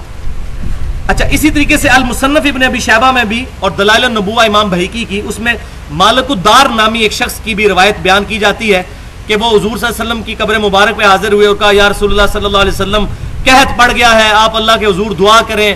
تو حضور صلی اللہ علیہ وسلم ان کو خواب میں آئے اور کہا کہ عمر کو جا کے میرا سلام کہنا، عمر کو کہنا کہ عقل مندی سے کام لے، سختی نہ کرے، اللہ تعالیٰ تمہیں عنقریب سیراب کر دے گا، اور یہ سارے معاملات۔ تو وہ حدیث جو ہے اس میں محمد بن حازم اور آمش مدلس ہے، دو راوی مدلس ہے اور ان سے روایت کر رہے ہیں.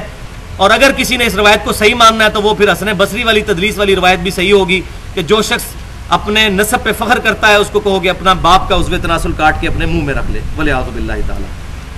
اب چونکہ بوتل کا منہ کھل گیا ان روایتوں کی بنیاد پر ضعیف، پھر لوگوں نے کہا جی بوتل کا منہ کھلا ہوا ہے تو اپنے بزرگوں کو بھی فٹ کرو. تو ہمارے سب کانٹیننٹ میں انڈیا پاکستان کے اندر دو بڑی بھاری جماعتیں اور بھاری فرقے جو اہل سنت ہونے کا بھی دعویٰ کر رہے ہیں. نمبر 1 بریلوی اور نمبر 2 دیوبندی.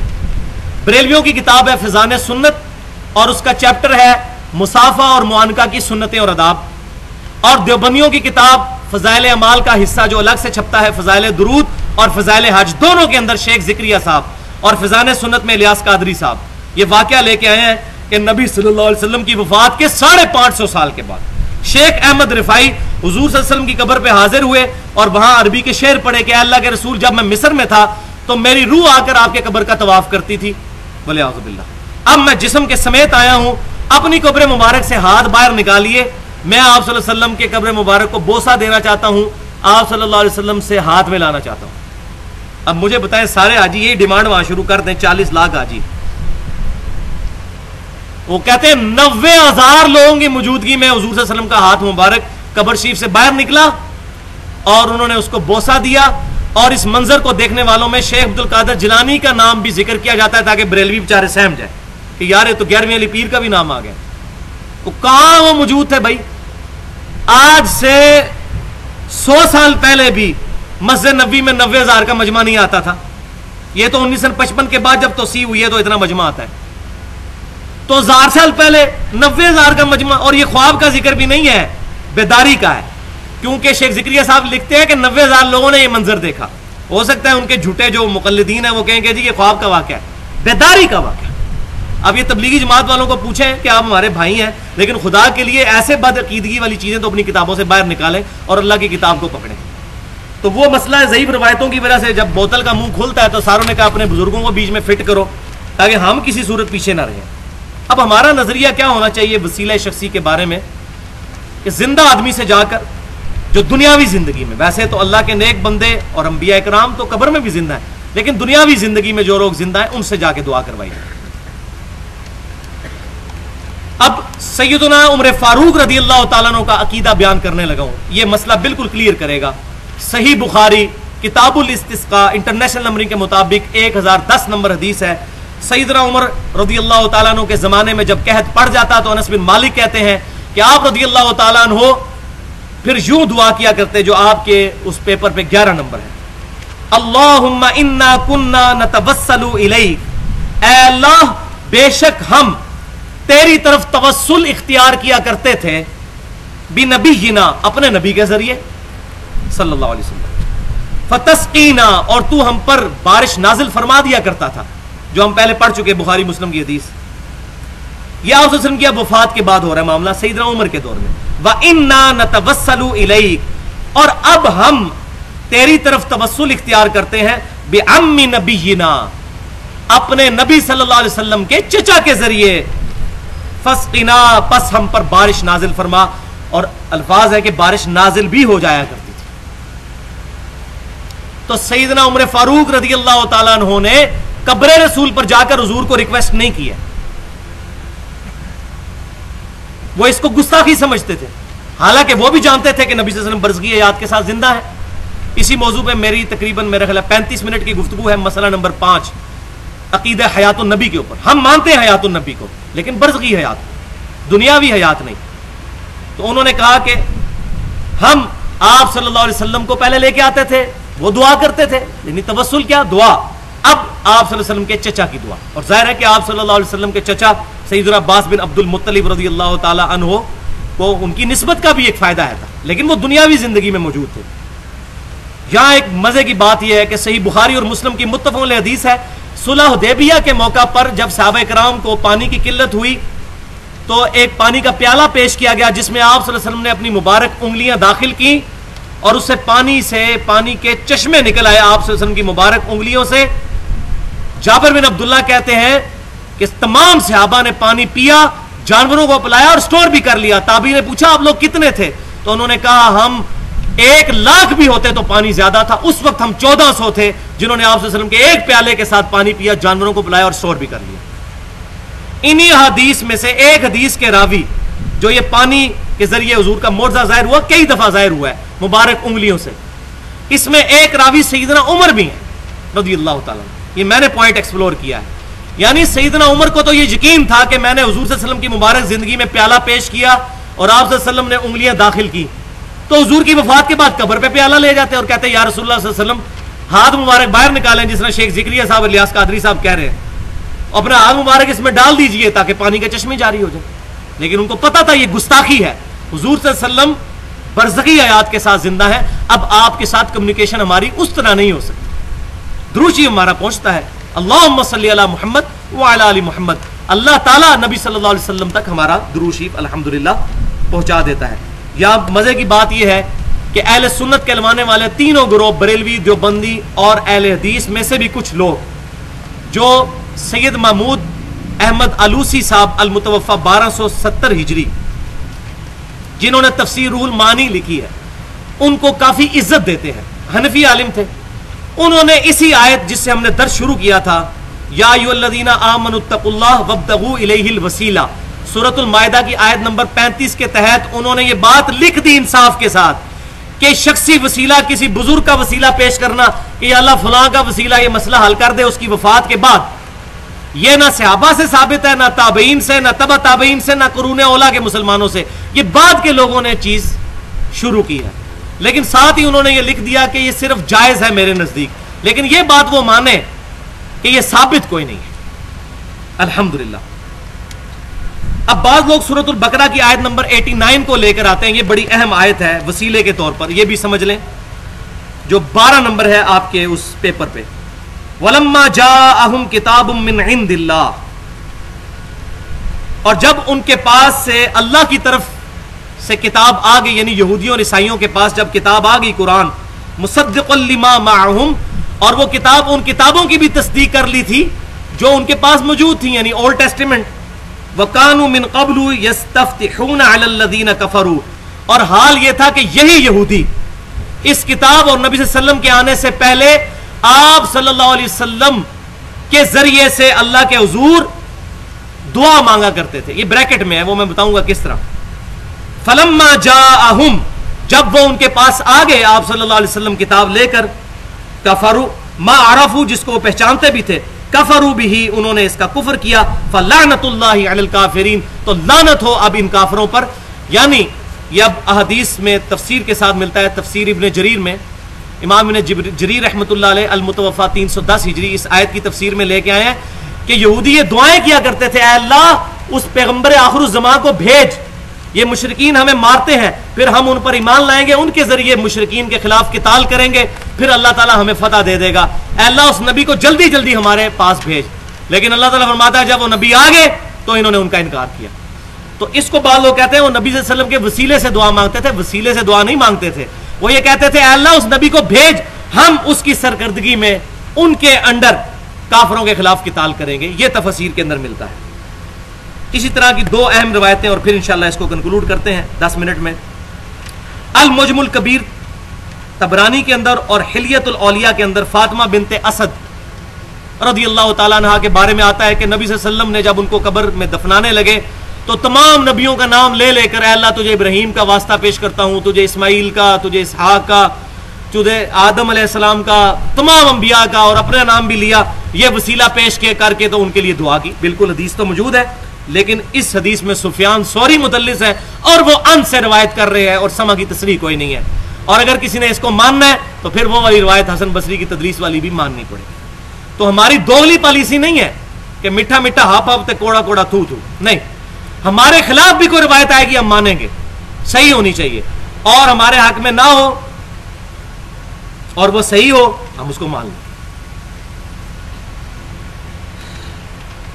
دوسری حدیث سیدنا آدم علیہ السلام کی توبہ کا واقعہ, یہ بڑا مشہور ہے. المعجم الکبیر طبرانی میں اور المستدرک للحاکم میں, اور امام حاکم نے اس کو بخاری اور مسلم کی شرط پہ صحیح بھی کہا ہے,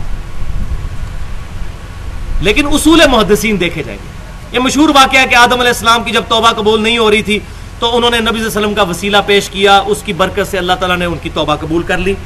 تو اس حدیث کے اندر عبد الرحمن بن زید بن سالم یہ ضعیف راوی ہیں, حتیٰ کہ بریلویوں کے سب سے بڑے محقق جو ہیں, جو مفتی منیب الرحمان صاحب کے مدرسے میں شیخ الحدیث ہیں غلام رسول سعیدی صاحب, انہوں نے بھی اپنی کتاب میں شرح صحیح مسلم میں اور تبیان القرآن میں لکھ دیا کہ یہ روایت پکی ضعیف ہے, لیکن چونکہ فضیلت میں ہے تو فضیلت میں ضعیف روایت لی جا سکتی ہے. اعلیٰ صحیح مسلم کے مقدمے میں ہے کہ فضیلت میں بھی نہیں لی جائے گی, لیکن یہ فضیلت میں تو آپ لے نہیں رہے, ایسے تو عقیدہ بنا رہے ہیں وسیلے کا, فضیلت میں کہاں لے رہے ہیں. تو انہوں نے بھی مانا یہ روایت ضعیف ہے, اور یہ قرآن کے بھی خلاف ہے, کیونکہ قرآن پاک میں جو دعا آئی ہے اس کے برعکس سورۃ الاعراف آیت نمبر 23 اور آپ کے پاس آیت نمبر 13, ربنا ظلمنا انفسنا وان لم تغفر لنا وترحمنا لنکونن من الخاسرین, اے رب ہمارے ہم نے اپنی جانوں پر ظلم کیا, اور اگر تو نے ہمیں معاف نہ کیا تو یقیناً ہم خسارہ پانے والوں میں سے ہو جائیں گے. قرآن میں قصہ آدم اور ابلیس 7 دفعہ ایڈریس ہوا ہے. اللہ تعالیٰ نے دعا ایک جگہ ہی بیان کی, وہ یہ, اگر وہ والی دعا ہوتی تو قرآن میں آتی. اسی لیے یہی حدیثیں ہیں جو ضعیف حدیثیں, جنہوں نے لوگوں کو منکرین حدیث بنا دی ہے, اور اس پر میں نے ایڈریس بھی کیا ہے. منکرین حدیث کے فتنے کا تحقیقی جائزہ مسئلہ نمبر 35 کے نام سے 1 گھنٹہ 35 منٹ کی گفتگو ہے اہل سنت پاک.com پر, کہ منکرین حدیث پیدا اس لیے ہوئے ہیں کہ جب ضعیف حدیثیں جو قرآن سے ٹکراتی تھیں ان پر عقیدے کھڑے ہوئے ہیں, تو یہ قرآن پاک سے بھی ٹکراتی ہے, لہٰذا ہم اس کو نہیں مانتے. اب انشاءاللہ تعالی 12 منٹ کے اندر یہ کنکلوڈ ہو جائے گی. اب ہم اپنے پورے لیکچر کو جو ہے سمرائز کرتے ہیں کہ 5 صحیح وسیلے ہیں جو اختیار کیے جا سکتے ہیں. نمبر 1, نیک اعمال کا وسیلہ جو خالصتاً اللہ کے لیے کیا اور وہ اپنا عمل ہو. نمبر 2, اللہ تعالیٰ کی صفات اور اسماء کا وسیلہ. نمبر 3, جنت میں ایک الوسیلہ مقام ہے جو نبی صلی اللہ علیہ وسلم کے لیے الوسیلہ کی دعا کرے گا اذان سننے کے بعد, اذان کا جواب اور درود شریف اور ساتھ وہ دعا, اس کو نبی صلی اللہ علیہ وسلم کی شفاعت ملے گی. نمبر 4, نبی صلی اللہ علیہ وسلم کے مبارک تبرکات کا وسیلہ اختیار کرنا, صرف نبی صلی اللہ علیہ وسلم کے, سیدنا ابوبکر عثمان و علی اور سیدنا عمر کے بھی نہیں, رضی اللہ عنہم اجمعین, صرف نبی صلی اللہ علیہ وسلم کے تبرکات. اور 5واں, نیک آدمی سے جا کر دعا کروانا جو آپ کے سامنے موجود ہے. الحمدللہ. اب وفات کے بعد جو وسیلہ کسی کا پیش کیا جاتا ہے, جو ہمارے بریلوی اور دیوبندی بھائیوں کا مشترکہ عقیدہ ہے, اور دیوبند نے تو باقاعدہ المحند المفند میں لکھ دیا کہ کسی بھی بزرگ کے ہم وسیلے کے قائل ہیں, چاہے وہ زندہ ہو یا مر گیا ہو, کہ فلاں بزرگ کا وسیلہ تجھے. تو اس میں میرا پوائنٹ آف ویو پینڈولم کی دونوں ایکسٹریم سے ہٹ کے درمیان میں ہے. میرے نزدیک نبی صلی اللہ علیہ وسلم کے علاوہ کسی بھی شخصیت کا وسیلہ اس کی وفات کے بعد پیش کرنا اللہ کے حضور خالصتاً بدعت ہے. یہ دین میں ایگزیجریشن ہے. لیکن جہاں تک تعلق ہے نبی صلی اللہ علیہ وسلم کے وسیلے کا, اگر کوئی شخص آج کہتا ہے اے اللہ تجھے نبی صلی اللہ علیہ وسلم کا وسیلہ پیش کرتا ہوں, اس پہ ہم بدعت کا لفظ نہیں بولتے, کیونکہ حدیثیں بہت زیادہ ہیں, اور بعض اوقات احادیث کی وجہ سے کسی مسلمان بھائی کو دھوکہ لگ جاتا ہے. حدیثیں تو بہت زیادہ ہیں. اب امام ابن تیمیہ رحمۃ اللہ علیہ پر بھی کئی چیزوں کا ذوف نہیں کھلا. آپ حیران ہوں گے کہ امام ابن تیمیہ رحمۃ اللہ علیہ وہ جو حدیث تھی نا المعجم الکبیر طبرانی کی, جس میں عثمان بن عفان رضی اللہ تعالیٰ کے زمانے میں حضور کی وفات کے بعد بھی 13-14 سال کے بعد وہ والی دعا وسیلے والی, اس کو امام ابن تیمیہ نے صحیح لکھا ہے حدیث کو, لیکن ساتھ وہی پھر صحابی کی گستاخی کر دی کہ یہ حضرت عثمان کا فہم ہے, ہم نہیں اس کو مانتے. ادھر حضرت ابن عمر کی گستاخی کی, یہاں حضرت عثمان کی. اب تو وہ بھی بہانہ ختم ہو گیا تھا, علیکم بسنتی وسنت الخلفاء الراشدین. اب عثمان غنی تو خلیفہ راشد تھے, وہ روایت ہی ضعیف تھی, لیکن امام نے تیمیہ نے اس روایت کو صحیح لکھا اور ساتھ کہا میں عثمان کا وسیلہ, عثمان کا فہم نہیں مانتا, میرا اپنا فہم ہے. تو اس پہ پھر غلام رسول سعیدی صاحب نے پھر وہ صحیح طریقے سے کلاس لی اور بالکل ٹھیک لی ہے. انہوں نے کہا ابن تیمیہ صاحب آپ کا ہم فہم مانیں گے یا حضرت عثمان کا فہم مانیں گے؟ تو اب اس روایت کو ابن تیمیہ بھی صحیح مانتے تھے, لہٰذا اس زمانے میں اگر وہ آج بھی جس کو روایت کا پتہ نہیں ہے کہ وہ ضعیف ہے اور کو حضور کا وسیلہ پیش کر لے, ہم اس کو بدعت نہیں کہتے, زیادہ سے زیادہ یہی کہیں گے ثابت نہیں, بس بچنے میں عافیت. خود نہیں ہم کریں گے, کیوں؟ صحیح بخاری اور صحیح مسلم کی حدیث ہے, متفق علیہ حدیث ہے.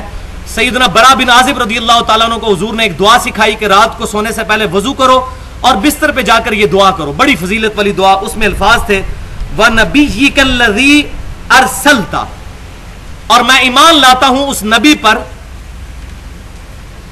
جو تو نے اے اللہ ہماری طرف مبعوث کیا ہے. تو آپ صلی اللہ علیہ وسلم نے یہ دعا تعلیم فرمائی. تو برا بن عازب کہتے ہیں میں نے جب یہ دعا پڑھی تو میں نے نبی ہی کا کی بجائے لفظ استعمال کیا وَرَسُولِكَ الَّذِي أَرْسَلْتَ. بڑا پرفیکٹ بٹھایا رسول اور وہاں بھی ارسلتا. تو نبی صلی اللہ علیہ وسلم نے فرمایا کہ میرے الفاظ کو چینج مت کرو, جو میں نے تعلیم فرمایا ہے وہی کہو. حالانکہ یہ سپرلیٹو ڈگری تھی رسول. حضور نے کہا نہیں نبی کا لفظ استعمال کرو رسول کا نہیں, کیونکہ میں نے تعلیم فرمایا. تو حضور صلی اللہ علیہ وسلم کی تعلیم کو بدلنا نہیں چاہیے, یہ خطرے سے خالی نہیں ہے. اب آخر میں دعاؤں کی قبولیت کا وظیفہ جو حضور صلی اللہ علیہ وسلم نے بتایا ہے, ان تمام چیزوں کے علاوہ جو قبولیت کا ذریعہ, وہ جامعہ ترمذی میں انٹرنیشنل نمبرنگ کے مطابق کتاب الجمعہ چیپٹر میں 593 نمبر حدیث ہے. سیدنا ابن مسعود رضی اللہ تعالیٰ عنہ کہتے ہیں کہ نبی صلی اللہ علیہ وسلم تشریف فرما تھے, سیدنا ابو بکر تشریف فرما تھے, سیدنا عمر تشریف فرما تھے, اور میں نے اللہ کی حمد بیان کی. اس کے بعد نبی صلی اللہ علیہ وسلم پر درود شریف پڑھا. نبی صلی اللہ علیہ وسلم یہ سن رہے تھے, آپ نے فرمایا سل تعطا, سل تعطا, مانگ تجھے دیا جائے گا, مانگ تجھے دیا جائے گا. یعنی اللہ کی حمد بیان کی جائے, اس کے بعد حضور صلی اللہ علیہ وسلم پر درود شریف اور پھر دعا مانگی جائے. اور صحیح بخاری اور مسلم میں موجود ہے, نبی صلی اللہ علیہ وسلم نے فرمایا کہ جب تشہد میں بیٹھو اللہ کی حمد بیان کرو, التحیات للہ والصلوات والطیبات, اس کے بعد مجھ پر درود شریف پڑھو, اور اس کے بعد جو چاہے اپنے رب سے مانگو, وہ بھی اس کے ساتھ سپورٹیو ہے الحمدللہ. تو اللہ کی حمد بیان کرنی ہے, پھر درود شریف, پھر اللہ سے مانگے تو حضور کی گارنٹی ہے سل تعطا, مانگ تجھے دیا جائے گا. اور دوسری حدیث کتاب الصحف چیپٹر سن نسائی کا انٹرنیشنل نمبرنگ کے مطابق 1292 نمبر حدیث, ماشاءاللہ نمبر بھی بڑا پیارا ہے, 12 بھی اور 92 بھی, 1292 نمبر حدیث. زید بن خارجہ رضی اللہ تعالی عنہ کہتے ہیں نبی صلی اللہ علیہ وسلم نے مجھے وصیت فرمائی کہ اے زید مجھ پر درود پڑھنے کو لازم کر لو, اور اپنی دعاؤں میں یہ درود پڑھا کرو, اللہم صلی علی محمد وعلی آل محمد. اتنا درود شریف, یہ مختصر ترین سیگا ہے جو ہمارے اہل تشیع بھائی بھی پڑھتے ہیں, صلوات بر محمد, اللہم صلی علی محمد وعلی آل محمد. یہ درود ابراہیمی کا جو شروع والا پورشن ہے, اللہم صلی علی محمد وعلی آل محمد, یہ مختصر ترین درود شریف سن نسائی میں ہے, فرمایا اس کو پڑھو. اور یہاں یہ بھی حدیث یاد رکھیں, صحیح بخاری اور مسلم کی متفق علیہ حدیث ہے, جب یہ آیت سورۃ الاحزاب کی آیت نمبر 56 نازل ہوئی, ان اللہ وملائکتہ یصلون علی النبی یا ایھا الذین آمنوا صلوا علیہ وسلموا تسلیما, تو نبی صلی اللہ علیہ وسلم نے درود ابراہیمی تعلیم فرمایا جو ہم نماز میں پڑھتے ہیں, یہی ہم نے جنازے میں پڑھنا ہوتا ہے, اور یہی افضل ترین درود شریف ہے. اللہم صلی علی محمد وعلی آل محمد کما صلیت علی ابراہیم وعلی آل ابراہیم انک حمید مجید, اللہم بارک علی محمد وعلی آل محمد کما بارکت علی ابراہیم وعلی آل ابراہیم انک حمید مجید. درود شریف کے فضائل پہ میرا پورا لیکچر 70 منٹ کا اہل سنت پاک.com پر فضائل درود و سلام کے نام سے پڑا ہوا ہے. اب ایک ایمان سوز بات میں آخر میں کرنا چاہتا ہوں, اس کے بغیر یہ لیکچر مکمل نہیں ہونا تھا. بڑے افسوس کی بات ہے کہ ہمارے بھائی یہ کہتے ہیں دی اللہ تعالیٰ تک پہنچنے کے لیے ایک سیڑھی کی ضرورت ہے. دیکھیں ہم کسی صدر کے پاس جانا ہوتا ہے تو اس کے آگے وزیر اعلیٰ ہوتے ہیں اور یہ مشیر ہوتے ہیں, ڈائریکٹ کون صدر تک جا سکتا ہے؟ تو اللہ تعالیٰ تک پہنچنے کے لیے بھی کسی وسیلے کی ضرورت ہے. ہاں جی ہم بھی مانتے ہیں, وہ وسیلہ آ کے جا چکا اپنی تعلیمات دے کر. صحیح بخاری میں موجود ہے, نبی صلی اللہ علیہ وسلم نے فرمایا اللہ تعالیٰ جس کے ساتھ بھلائی کا ارادہ فرماتا ہے اس کو دین کی فقہ عطا فرما دیتا ہے. اللہ تعالیٰ عطا فرماتا ہے دین, اسی کانٹیکسٹ میں بات ہو رہی. اور میں تقسیم کرتا ہوں, نبی صلی اللہ علیہ وسلم دین تقسیم کر کے ہمیں جا چکے دنیا سے, اللہ کی جنتوں میں زندہ ہیں, ہم نے اب اس دین کو فالو کر رہے ہیں, تو وسیلہ ہے. لیکن یہ نہیں ہے کہ آج بیٹھ کے ہم بزرگوں کے وسیلے پیش کر رہے ہوں. آج آپ صلی اللہ علیہ وسلم موجود ہوں یا کوئی بھی نیک آدمی موجود ہو, اس کے پاس جائیں دعا کروائیں. یہ اللہ تعالیٰ کے بارے میں یہ مثال پیش کرنا کہ سیڑھی کی ضرورت ہے, یہ سخت گستاخی ہے. کیونکہ قرآن پاک میں آیا 2 دفعہ, سورۃ المائدہ میں بھی سورۃ النساء میں بھی, یا اہل الکتاب لا تغلوا فی دینکم ولا تقولوا علی اللہ الا الحق. اپنے دین میں ایگزیجریشن غلو مت کرو اور اللہ کے بارے میں حق بات کرو, اپنی طرف سے نہیں. اپنی طرف سے بات ہے نا جی, سیڑھی چاہیے ہوتی ہے. اللہ کو بندوں پر قیاس کر رہے ہیں. اب میں پھکی دینے لگا ہوں علم الکلام سے, اب جواب دیں اس کا. اگر کسی کو بات ہضم نہ ہو, مجھے یہ بتائیے पूरी पाकिस्तानी कौम किसी शख्स के खिलाफ झूठी गवाही दे दे अदालत में जाकर, क्या चीफ जस्टिस ऑफ पाकिस्तान उस शख्स के खिलाफ फैसला नहीं कर देगा? कर देगा। उस बेचारे को क्या पता कि झूठी गवाही है? कर देगा ना। और जमीन और आसमान की मखलूकात मिलकर किसी शख्स के खिलाफ झूठी गवाही अल्लाह के पास पेश कर दें, क्या अल्लाह भी फैसला कर देगा? करना चाहिए ना जी। अल्लाह को भी जज पे क्यास करें ना। अब ये वो इल्मी जवाब है, इल्मुल कलाम, मंतिक से, लॉजिक से, फिलॉसफी से। अब भी कहना जी सीढ़ी चाहिए होती है, तो देखें जी वो जज भी फैसला कर देगा तो अल्लाह भी कर देगा। इसका मतलब है अल्लाह को बंदों पर क्यास नहीं करना। वला तक़ूलू अलल्लाहि इल्लल हक़। अब मैग्ना कार्टा, आखिर में ये आयत है, आयत नंबर 14। मैग्ना कार्टा इंसानियत का, जो 17वीं सदी ईस्वी के अंदर इंग्लैंड में ये रूल बना था कि हर शख्स हाकिम वक्त से जाकर मसला अपना डिस्कस कर सकता है, उसको मैग्ना कार्टा का नाम दिया था।